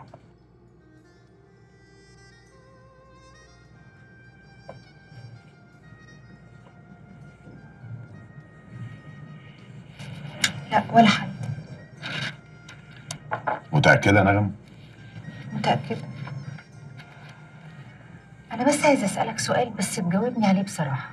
طبعا هجاوبك بصراحة، اتفضلي اسألي. أنت اهتمامك بموضوع سلسبيل ده عشان انت فعلا مهتم بسلسبيل ولا عشان تعمل سبق صحابي؟ تصدق انا ممكن ازعل منك بجد؟ لا طبعا مش كده خالص. انا هقول لك، انا من خلال شغلي في الصحافه بسنين طويله اتقابلت مع ناس كتير جدا. ناس منهم كتير قوي بيدعوا ان هم بيحبوا البلد وبيكسروا الدنيا وبيجتهدوا عشان بلدهم، لكن للاسف 90% منهم بيطلعوا كدابين وافاقين، عايزين بس يظهروا في المشهد علشان هم اللي يستفيدوا من البلد. لكن لما انت حكيتي لي عن دكتوره سلسبيل الله يرحمها، اتاكدت قد ايه الست دي عظيمه وبتحب بلدها بجد، واتاكدت انها مش عايزه تاخد حاجه من البلد، بالعكس دي عايزه تدي للبلد كل حاجه عندها، فلازم نوفيها حقها. فعلا سلسبيل يا حبيبتي كانت كده بالظبط. طب احنا نقدر نوصل ازاي للراجل اللي ممكن يبقى معاه السي دي؟ وانا بقى بقول تعالي نفكر مع بعض بصوت عالي. اي فكره عندك؟ ممكن نقعد نعزف تاني، نفكر بطرق بتاعتنا ازاي نوصل له. انا معاكي. مفيش اي فكره عندك؟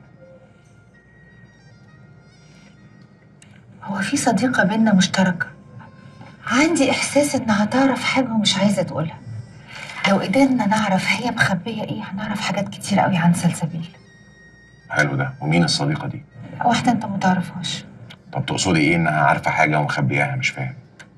مش عارفة، عندي إحساس كده إنها مخبية حاجة على الناس اللي كانوا بيطاردوا سلسبيل قبل ما تموت. طب ازاي هي تعرف حاجه وبتقول ان هي صاحبتكم وتخبيها؟ مش فاهم. ما هو ده اللغز اللي أنا مش قادرة أحله، مع إني واثقة ومتأكدة إنها كانت بتحب سلسبيل زيي ويمكن أكتر. ما هو للاسف يا نغم مش كل حاجه احنا واثقين فيها ومتاكدين منها بتطلع صح في الزمن ده.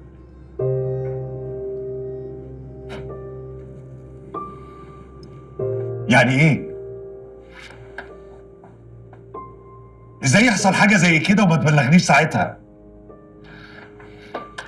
طب انتوا فين دلوقتي؟ طيب مسافه السكه وهجيلكم. يلا سلام.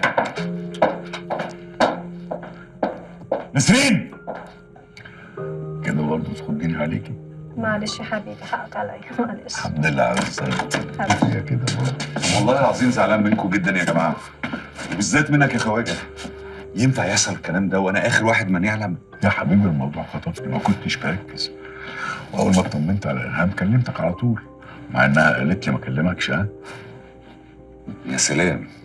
طبعا هتقول لك ما تكلمنيش، عشان كده انا طول عمري بقول عليكي نادله ومحدش مصدقني. خبر ابيض، حرام عليك والله، ما كنتش عايزه اشغلك، عارفه ان انت مشغول، وبعدين خلاص انا الحمد لله اهو. ماشي يا ستي، الف حمد لله على سلامتك. الله يسلمك. بقول لك ايه، انا هاخد بابي كده ونطلع نتكلم شويه بره. ايه اسرار يعني ولا ايه؟ ولا اسرار ولا حاجه، ده كلام رجاله وانت مالكيش فيه اصلا. يلا يا عم. يلا معلش. بابا ثانيه واحده. ونبي تجيب لي فرحه بليز، وحشتني قوي. فرحه مين؟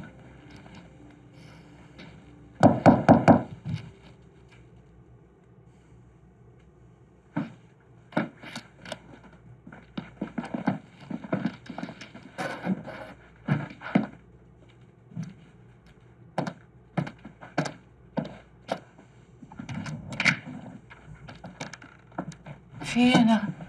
انت ايه اللي جابك هنا؟ ليه صممتي ان احنا نتقابل هنا؟ ادخلي شو مش هنتكلم على الباب، ادخلي. فهميني بقى، في ايه؟ اللي خلاني اقول لك نتكلم هنا عشان الموضوع اللي عايزه اكلمك فيه يخص سلسبيل الله يرحمها. موضوع ايه ده اللي بيخص سلسبيل؟ انا عارفه ومتاكده قد ايه انت بتحبي سلسبيل، مش كده؟ ده سؤال؟ كنت اتمنى ما اسالهولكيش، لاني عارفه قد ايه انت كنتي بتحبي سلسبيل وقد ايه كنتي بتحبيني. كنت؟ للاسف كنتي، وللاسف كنت فاكره ان احنا التلاته كتاب مفتوح لبعض، محدش فينا بيخبي حاجه عن التاني، وكل واحده فينا بتتمنى التانيه تبقى اسعد واحده في العالم. وايه اللي اتغير يا نغم؟ اللي اتغير ان بقى في بيني وبينك سور مش قادره اعديه، في حاجات كتيره قوي انت مخبيها عليا مش عايزه تقوليها لي، وانا بالذات. حاجه ايه اللي انت بتتكلمي عليها دي؟ انا مش فاهمه يا نغم. ليه ما قلتيش ان انت اتكلمتي مع سلسبيل على انها ترجع في اللي هي كانت عايزه تعمله عشان تحافظ على حياتها ومستقبلها؟ انت كنتي عارفه اللي هيحصل لها. لا طبعا. ما تكذبيش، انت كنتي عارفه اللي هيحصل لها. الكلام ده حصل هنا في المكان ده، ولو الحيطان دي بتتكلم كانت هي اللي قالت. انت كنتي عارفه وكان في حد تاني بيحاول يحذرها، بس انا للاسف مش قادره اوصل له. عشان كده عشان خاطري حاولي تساعديني لو لسه بتحبي سلسبيل زي ما بتقولي. انا مش محتاجه اثبت لك قد ايه كنت بحب سلسبيل، قد ايه بحبك. لو في حاجه اتغيرت فهو انت مش انا. اما موضوع سلسبيل ده انا ما اعرفش عنه اي حاجه، ولا اتكلمت معاها في اي حاجه. وكفايه بقى تضغطي على اعصابي، كفايه اللي انا فيه، انت مش عارفه انا في ايه، فبلاش بقى تضغطي عليا اكتر ارجوكي. انت برضه مش عايزه تصرحي لي وتقولي لي. اقول لك على ايه؟ على حاجه ما حصلتش. ومين ده اللي قصدك عليه انه كان عايز يحذر سلسبيل؟ طيب هسمعك بنفسك.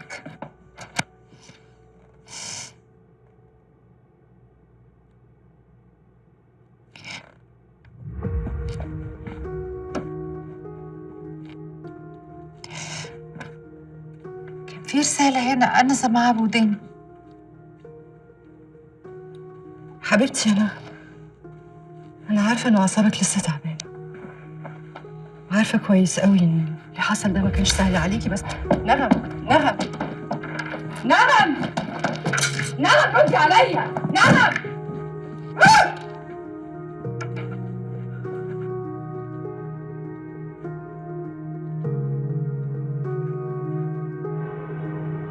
بس الحاجات اللي أنا بحس بيها والحاجات اللي أنا بشوفها مبقتش عارفة إذا كانت حقيقة ولا أوهام. حبيبتي انا عارفه ان اعصابك لسه تعبانه، عارفه كويس قوي ان اللي حصل ده ما كانش سهل عليكي.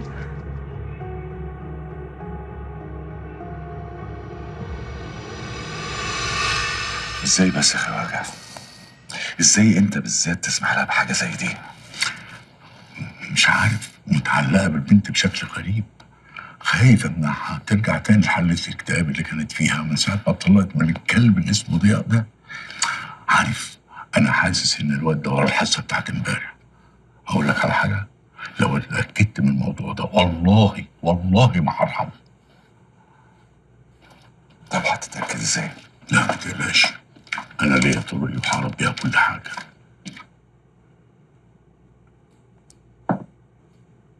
خواجه، أنا مش محتاج أقول لك أنت وبنتك معزتكوا عندي عاملة ازاي. لو احتجت أي حاجة أنا رقبتي سدادة، تشاور بصباعك بس ومالكش دعوة. بس برضه أنت لازم تعرف الناس دي مش سهلة، ورثتها والقبر. ربنا يستر يا طاهر، ربنا يستر إن شاء الله. لا معلش، اصلي مش فاضي، عندي شغل كتير اليومين دول. كلام ايه المهم يا باشا؟ خلاص مفيش كلام مهم تاني. على رأي بتوع السيمة، مات الكلام وانتحر الحوار ولقد حتفاه المناقشة. يعني الكلام خلص. بيتهيألك يا رمزي بيه، أنا في كلام مهم لسه ما قلتوش. لازم تسمعه بنفسك. المواضيع لسه مفتوحة في أولها مش في آخرها. أيوة، في كلام لازم تسمعه وتحكم بنفسك. اتفقنا؟ هنشوف. اتفقنا. ماشي، يلا سلام.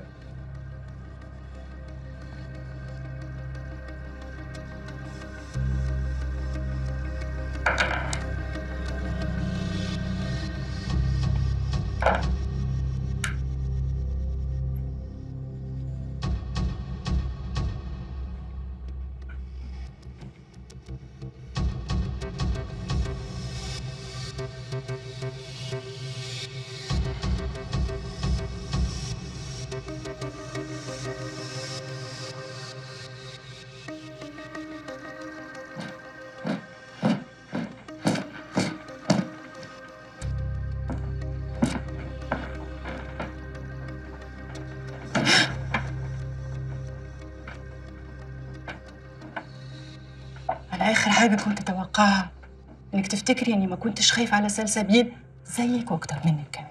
شو أنا مش عايزة أتكلم في أي حاجة دلوقتي. لا هتتكلمي يا حبيبتي، أنت مش هتخليني أجي وراكي لحد هنا عشان تقولي لي أنا مش عايزة أتكلم في حاجة. انت هتتكلمي وهتفتحي لي قلبك وتقولي لي ايه اللي حصل وايه اللي غيرك بالشكل ده؟ انا مش فاهمه ايه اللي حصل وايه اللي بيحصل، ومش فاهمه حتى ايه اللي هيحصل بعد كده. حبيبتي اللي حصل ده فات وعدى ومش هيرجع، واللي جاي ده مش بتاعنا، ما نقدرش نتحكم فيه. كل اللي نعرفه الوقت اللي احنا عايشينه بس. واللي لازم تعرفيه ان في ناس حواليكي بتحبك بجد، فمحدش فيهم مخبي عنك حاجه او بيخدعك.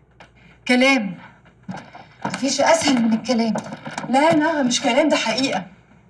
ولو شكيتي فيه يبقى بايدك بتدمري اهم واجمل حاجه في حياتك، عشان اثبت لك ان كل اللي كنتي بتقوليه بخصوص سلسبيل ده غلط وما حصلش.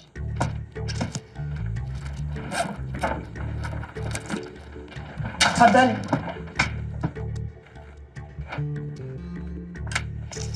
ايه ده؟ تذكرة طيران شرم الشيخ. كان عندي اوردر شغل، لو بصيتي فيها كويس هتلاقي اني سافرت بعد ما سافرتي انتي لندن بساعة، وما رجعتش القاهرة غير قبلك بكام ساعة. يعني أنا كل ده ما شفتش سلسبيل إلا لما جات لي البيت عشان أنا وهي نروح المطار عشان نستقبلك ونبارك لك على الحفلة. يعني أنا طول الوقت ده كنت مسافرة، ولا شفت سلسبيل ولا رحت لها شقتها ولا في أي حاجة من اللي أنت بتقولي ده.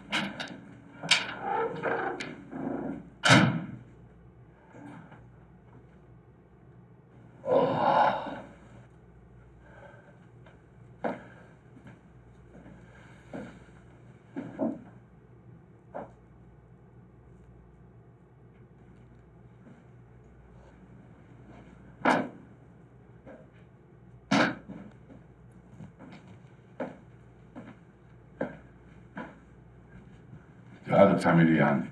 مستنية ماما إلهام تيجي. طب يلا غيري هدومك عشان هنروح لها المستشفى. فرح في ايه؟ اديني ازازة بيضة كده بلاستيك، الدواء بتاعي هاتيه من الأوضة بسرعة.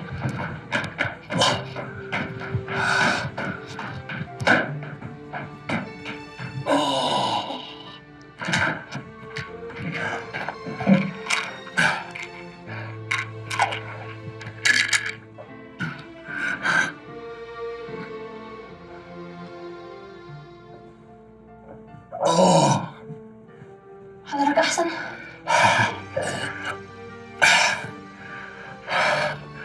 الحمد لله.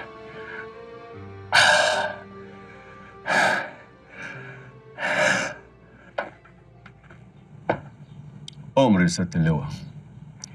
ايه الموضوع المهم اللي ما ينفعش يستنى وخليتني اجي لك فيه؟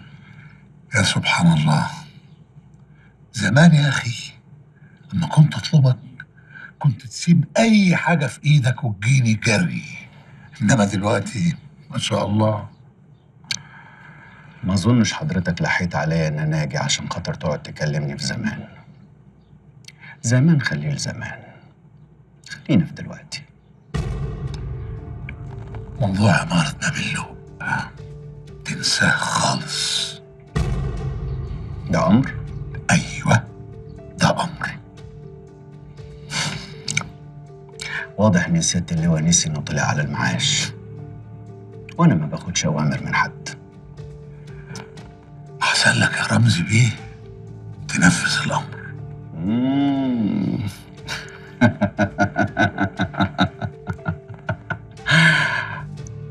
ولو ما نفذتش هيحصل ايه؟ ولا أي حاجة. بكرة الصبح هيبقى في ملف قد كده على مكتب النائب العام في موضوع أرض نقابة الأطباء اللي اتباعت بالمخالفة للقانون. واللي حضرتك اشتريت فيها 80 فدان بسعر جنيه للمتر، وتاني يوم بعتها لحسين المنياوي بسعر 45 جنيه للمتر. شوف بقى حسابك دخله كام؟ عرفت الموضوع ده ازاي؟ مش الموضوع ده بس يا ابن اختي، كل صفقاتك القذرة عندي. انما اطمن، لا يمكن خالك حبيبك يفضحك اطلاقا. تاخد كام وتديني الملفات دي؟ الله الله الله الله، ليه يا ابن اختي بتشككني في ذكائك؟ ليه تدفع فلوس في حاجة ممكن تمشيها ببلاش؟ عشان يفضل سيفك على رقبتي، وقت ما تحب تقطعها تقطعها. لا عشت ولا كنت. أنا لو كنت عايز أقطع رقبتك كنت بدل ما أنا واقف معاك دلوقتي في مكتب النائب العام وأشرب معاها. طمن، بس قبل ما تطمن احسبها صح وفكر فيها كويس، وأنا لا يمكن أشك في ذكائك.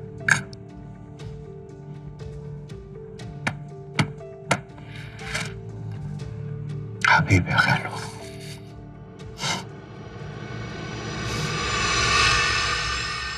انت قلت لي يا دكتور ان في فرق ما بين اللي بشوفه بعيني واللي ممكن احسه. ايوه.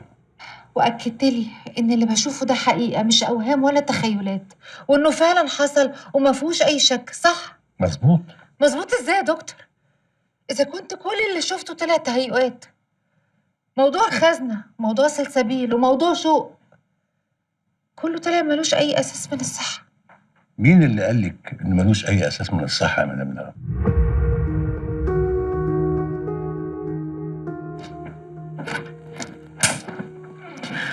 حبيبتي وحشتني قوي يا ماما إلهام. حبيبة قلبي، انتي أكتر. عاملة إيه؟ الحمد لله، البيت وحش قوي من غيرك. حبيبتي باتي معايا النهارده بقى. ليس لحد ما مصلحتنا تنقضي على إيده. يا زمن، حواجتنا للكلاب. وبقى لينا حاجة عند الكلب يا أبوي، وعلى رأي المثل إن كان ليك حاجة عند الكلب قول له يا سيدي. طب يا سيدي خد دق عليه، خلينا نخلص من الحكاية المهببة دي عشان أنا روحي بيجت في مناخيري. طب استهدى بالله يا حاج، نبقى ندق عليه بعد شوية ما نعرفش ظروفه إيه. لا دق عليه دلوقتي، دق. دقيت. صدق اللي قال، رضينا بالهم لما ما رضيش بينا. ما بيردش يا ابوي. وعاك يا بغل انت.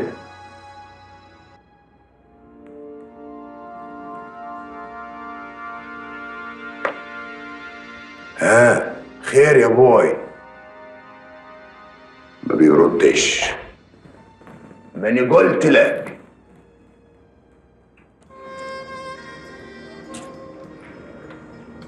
الله، شايفين اللوحة دي؟ اللي رسمها فنان حقيقي، ألوانها زاهية وبتريح العين.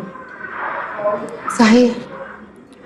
فاكرة يا ماما لما كنت بتقعدي في المرسم بالساعات وتقعدي ترسمي بمزاج؟ ما تجربي كده ترجعي ترسمي تاني.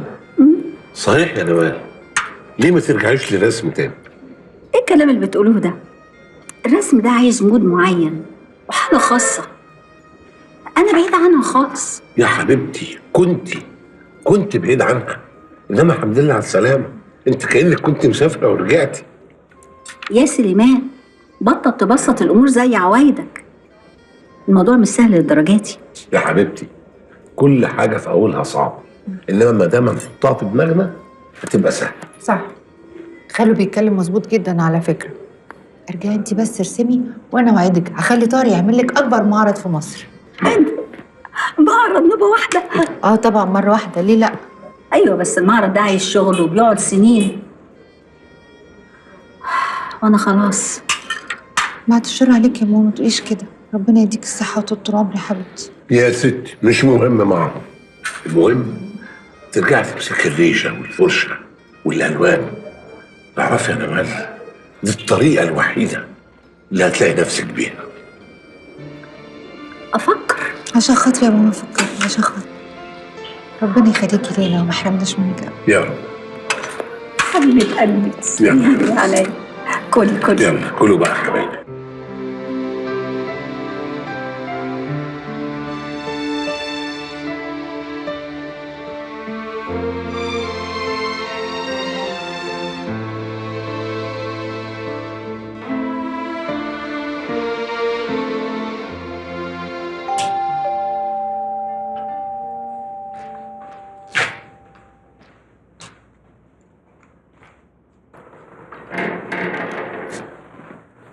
جود نايت.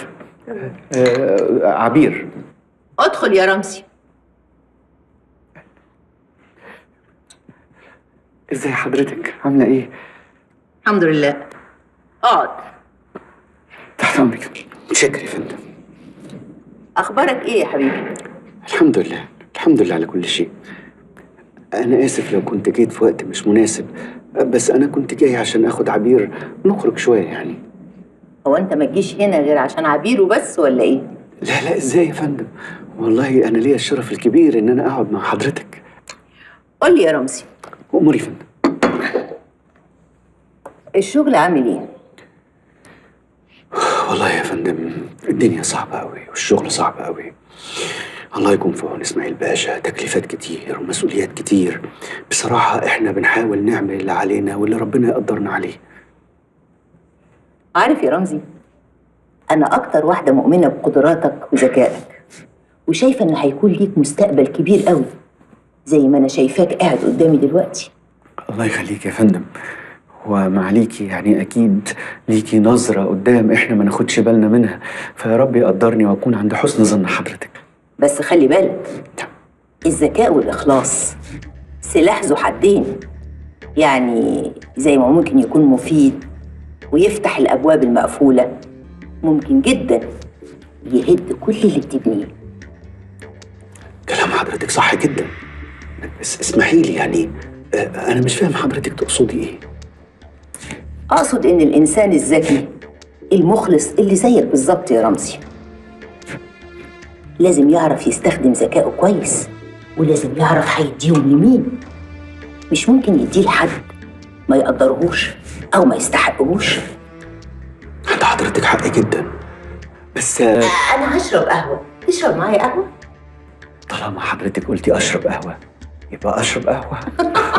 مخلص، مش بقولك إن أنت مخلص. تعليمك يا فندم.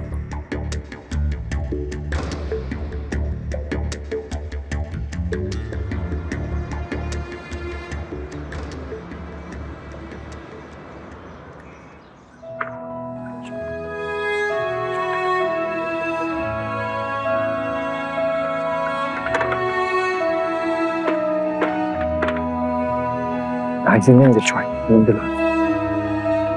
لا احنا نايمين، عايز اتحرك شوية. صباح الخير. اهلا اهلا نغم، الحمد لله على السلامة. الله يسلمك يا باشا. مفتقدينك. وانتوا كمان. المفاجأة الحلوة دي. الله يسلمك، الله يسلمك، الله يسلمك، الله يسلمك، الله يسلمك، وحشتوني قوي قوي قوي.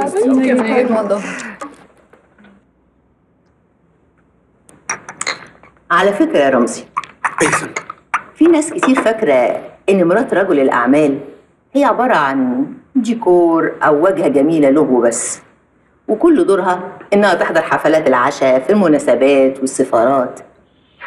ما يعرفوش يا رمزي إنها ممكن تكون السبب الرئيسي في كل اللي وصلوا ده.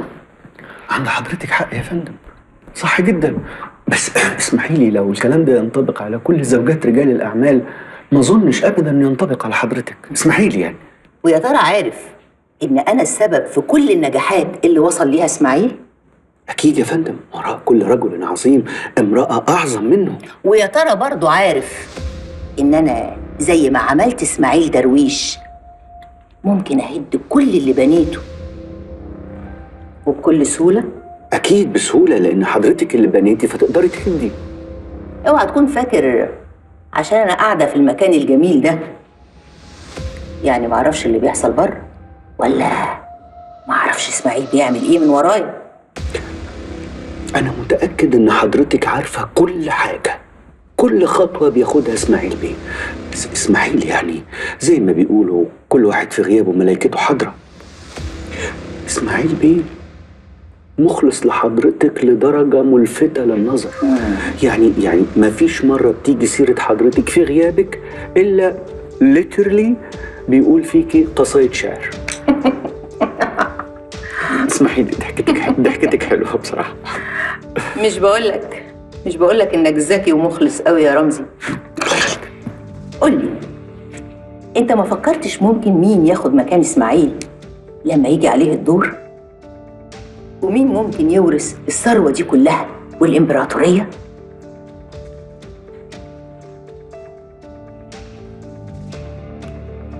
لا،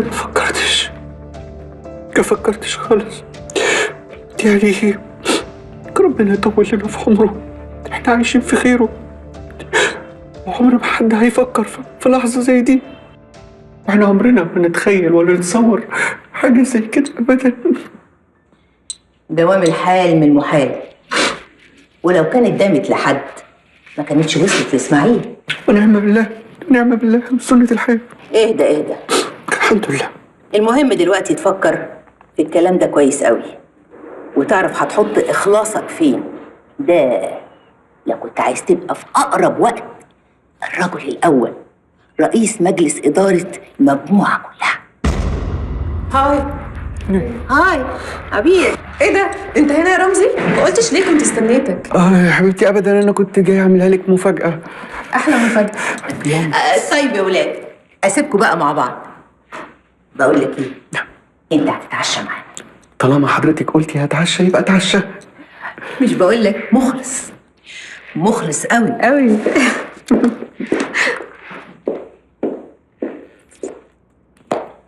رمزي، تحب نقعد هنا ولا في الجردن؟ رمزي، انا بكلمك. انا معاكي، روحي معاكي. لا انت مش معايا خالص. هو في حاجه ضايقتك ولا ايه؟ ماما دي ست عظيمة. لا بجد عظيمة. أنا بس ممكن أكون سرحت في حاجة في الشغل، بس خلاص راحت على طول. أنت كنت بتقولي إيه؟ نقعد هنا ولا في الجردن؟ أي حتة تأمري بيها. نقعد هنا في الجردن، عندك فوق على البسين. لا ماما ممكن تبص فجأة. مش كده بس مش كده. لا الله.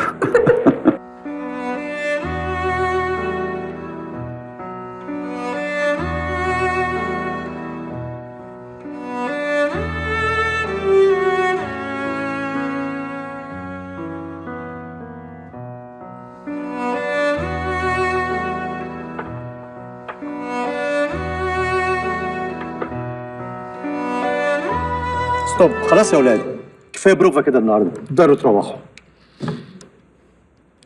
في ايه يا نغم؟ مالك؟ مالي يا مايسترو، ما انا كويس. انت مش كويسه خالص يا نغم افهميني. لو محتاجه فتره راحه تانية مفيش مانع خالص. ارجعي للبيانو وارجعي لنفسك يا نغم. ده اعظم حل ممكن يخرجك من احزانك، انما كده مش هينفع خالص.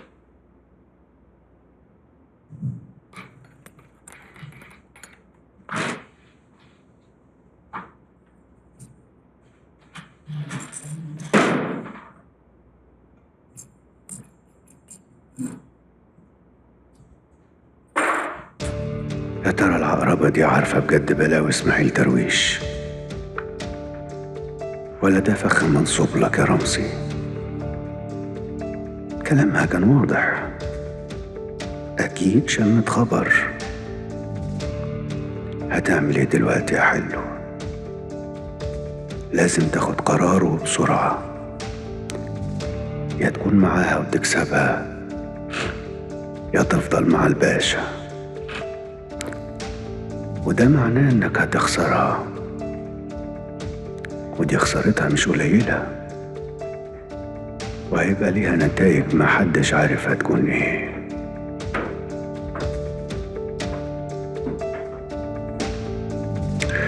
ربنا يستر. محلولة محلولة إن شاء الله.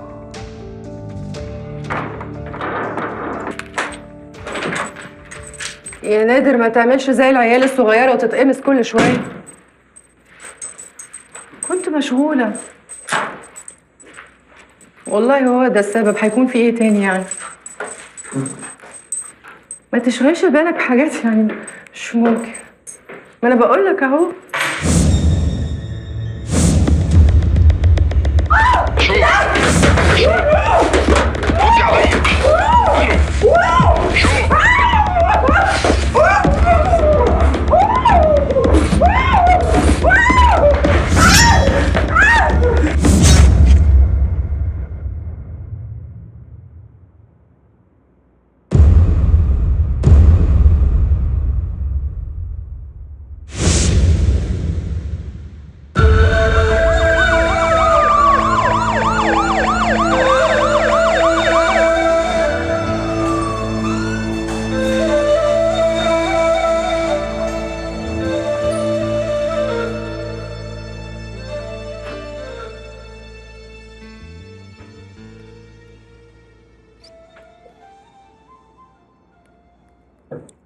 بيبي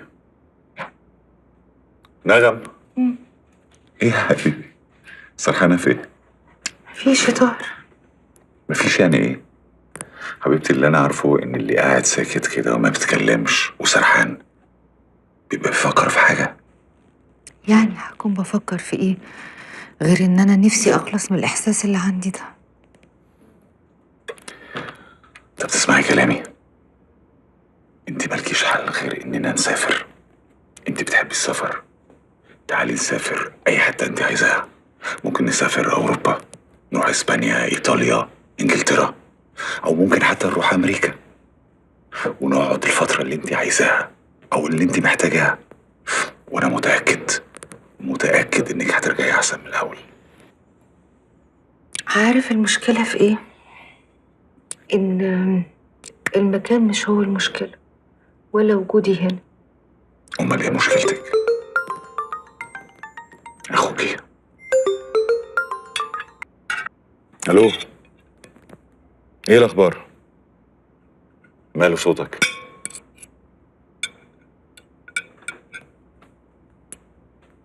وده حصل امتى الكلام ده؟ طيب يلا سلام. في ايه يا طاهر؟ شو يا نغمة؟ ايه الاخبار يا دكتور؟ طمني يا دكتور، اخبارها ايه دلوقتي؟ الحمد لله الحاله بقت مستقره وقدرنا نوقف النزيف. طب كويس، يعني نقدر ندخل لها. هي هتطلع بعد شويه، بس يا ريت بلاش ازعاج وبلاش نضغط عليها عشان ما يعملهاش بس اي مضاعفات. طب يا حبيبتي اقعدي بس انت. ممكن تفضل معايا يا استاذ نادر؟ اتفضل، معاك فين؟ في مكتبي. ضابط المباحث عايز ياخد اقوالك. ياخد اقوال انا؟ ليه؟ مش حضرتك اللي بلغت عن اللي حصل؟ ايوه بس انا ما اعرفش اي حاجه. والله دي مش شغلتي. ممكن تتفضل معايا وتقولي اللي انت عايز تقوله في المحضر. اتفضل. يعني انت ما سمعتش منها اي حاجة نقدر نعرف مين الجاني؟ خالص. هي كانت بتتكلم معايا طبيعي جدا وفجأة صرخ. ما تتصورش يا فندم، من قوة الصرخة حسيت ان انا قلبي اتخلع من مكانه. سلامة قلبك. وبعدين؟ بس انا بسألك عن المجني عليها مش على قلبك اللي اتخلع. حضرتك سمعت حاجة؟ لا يا فندم، هي الصرخة وبس. تمام. ايه الاخبار يا حسن؟ فاكرين البصمات يا فندم؟ وبيقول ايه؟ اسف ملوش اي بصمات غير بصمات المجني عليه. شفتي ايه اللي حصل لي انا؟ انا كنت هحصل سلسبيل.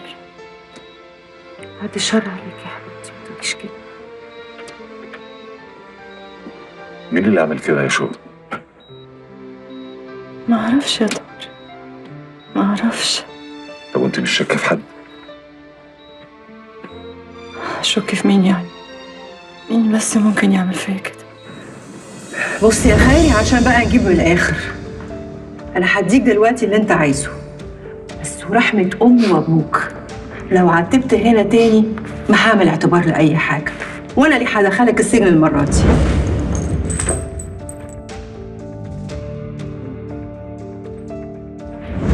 طب اتنيل خد الفلوس بقى وريني جمال خطوتك.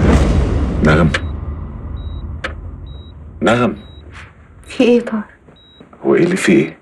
انت مش معانا خالص. لا لا انا معاك، هو في حاجه؟ لا انت مش مظبوطه، شكلك تعبانه. مش تعبانه بس عندي صداع. طب يا حبيبتي طالما تعبانه قومي نمشي نروح ونسيب شو تريح شويه.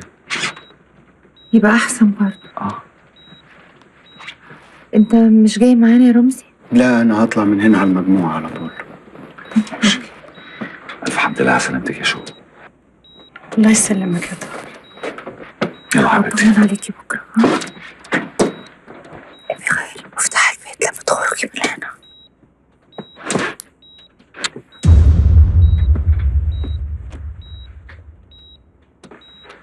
خدي حاجه للصداع بقى.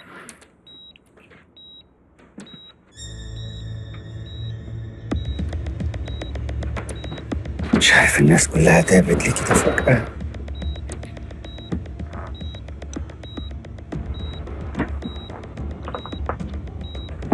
ألف سلامة. إن شاء الله يكرهوكي. بقول لك يا شو، أنت ما شفتيش بجد اللي ضربك وعمل فيكي كده؟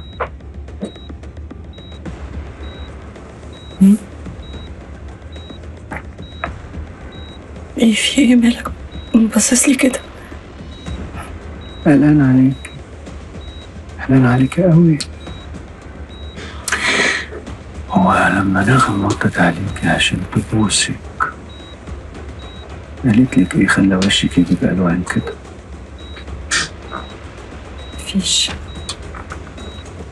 مفيش حاجة يا رمزي. بس حبيبتي بس. أنا مش هتقل عليكي دلوقتي. لما تقوم بالسلامة لينا كلام. ألف سلامة يا بيبي.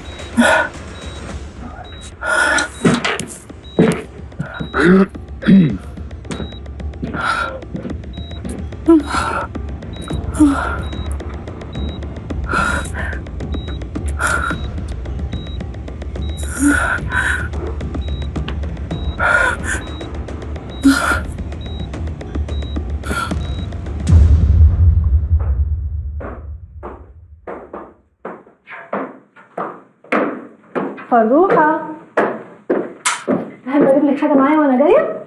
أنت هتنزلي؟ طب ممكن ما تطوليش بره عشان أنا بخاف أقعد لوحدي؟ لا يا روح قلبي، أنا على طول والله مش هتأخر. هروح البنك وبعدين أبص بصة على الجاليري وأجيلك على طول، تمام؟ ماما إلهام، إيه يا حبيبتي؟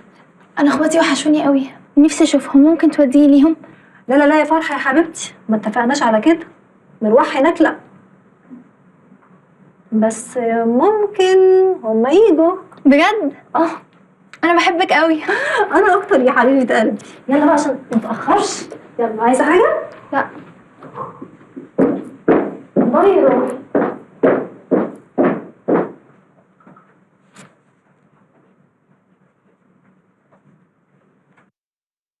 هو خلاص ما بقاش فيه اي حاجه في حياتي غير البنت دي؟ انا هتبناها خلاص، هتبقى بنتي رسمي.